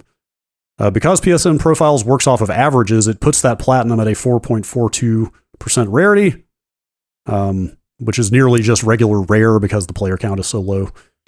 So it won't be as impressive in your cabinet at a glance, but of course a good one to tell a story about. Deep Rock Galactic, for example, is a 0.62% rarity platinum. Okay. Really? Okay. Here's the interesting part to me. All right. The way to get the platinum was to organize 2 teams of players together. I guess we kind of touched on this recently, but a little bit. Organize 2 teams of players together who would rotate, jumping off the map at the start of a round to finish matches as quickly as possible and get max XP for the other team. Next match, they'd trade to the other side. That's the one that got me, yeah. and they do this for hours to grind level 100, which was the only other sub 10% rarity trophy in the list. Oh, wow. That did not particularly interest me, but Godspeed to them. Some interesting other facts. The last person to earn the platinum did so 12 minutes before the shutdown. Oh, Damn. That's cool. I wonder if that was streamed. It probably was. That's kind of awesome. Yes. Yeah. Someone did write a platinum trophy guide for the game, which lives forever now. And the fastest platinum was 1 week, 8 hours. All in all, it's a trophy oddity and one you can brag about, but doesn't lock you into any special rarity compared to a lot of other games because of the low player count. Did you guys get your email about it coming off your? Yeah, that was the same. That was the same wording as the. Oh, it was last week when you weren't here when Bacalar was here. Okay. I got a notice on the PS5 with that exact same wording in it. Okay. Of like the game. As the game is no longer playable, we have removed it from your account. Yeah. But it's still in the library. That's the thing I didn't expect. I thought it was just going to vanish from your library. Like the icon wouldn't even still be there. It was still there? I haven't checked. It's still in my library, but it has a big fat lock icon on it. Oh, that's so annoying. Can you delete it if you want? So you can't do anything. You might be able to hide it because you can hide games in your library. Yeah, you can. Weird. I want one last thing from that email, the postscript here. Although it's an audio podcast, but just because you might find it neat, I attached a picture of my platinum board. I print out, laminate, and make magnets out of the platinum icon for all the games I finish. And then and then my 3-year-old gets to put them up and write in the numbers. Oh, wow. That's amazing. So it's like basically a giant fridge magnet board of platinum icons. Oh, holy cow. It's pretty neat. That's dedication. For a kid, I'm sure that's fun. That is dedication. Yeah. All right. Man. The email address there, if you want to write in and share your trophies or platinums or achievements or, I don't know, epic Wendingos or Steam bucks or whatever you got. I'm sorry. Epic what? Wendingos? Wendingos? I don't know. Whatever. Is that what their currency is called? I don't know. Can you spell that for me so I can type it into this podcast title field? Wendingo? I don't know. Whatever they are. Like a Wendigo and then a yes. I've taken a stab at it. That's what I landed on. Okay. I don't know what they are, but they make a lot of noise when you get them, and they're still annoying as heck.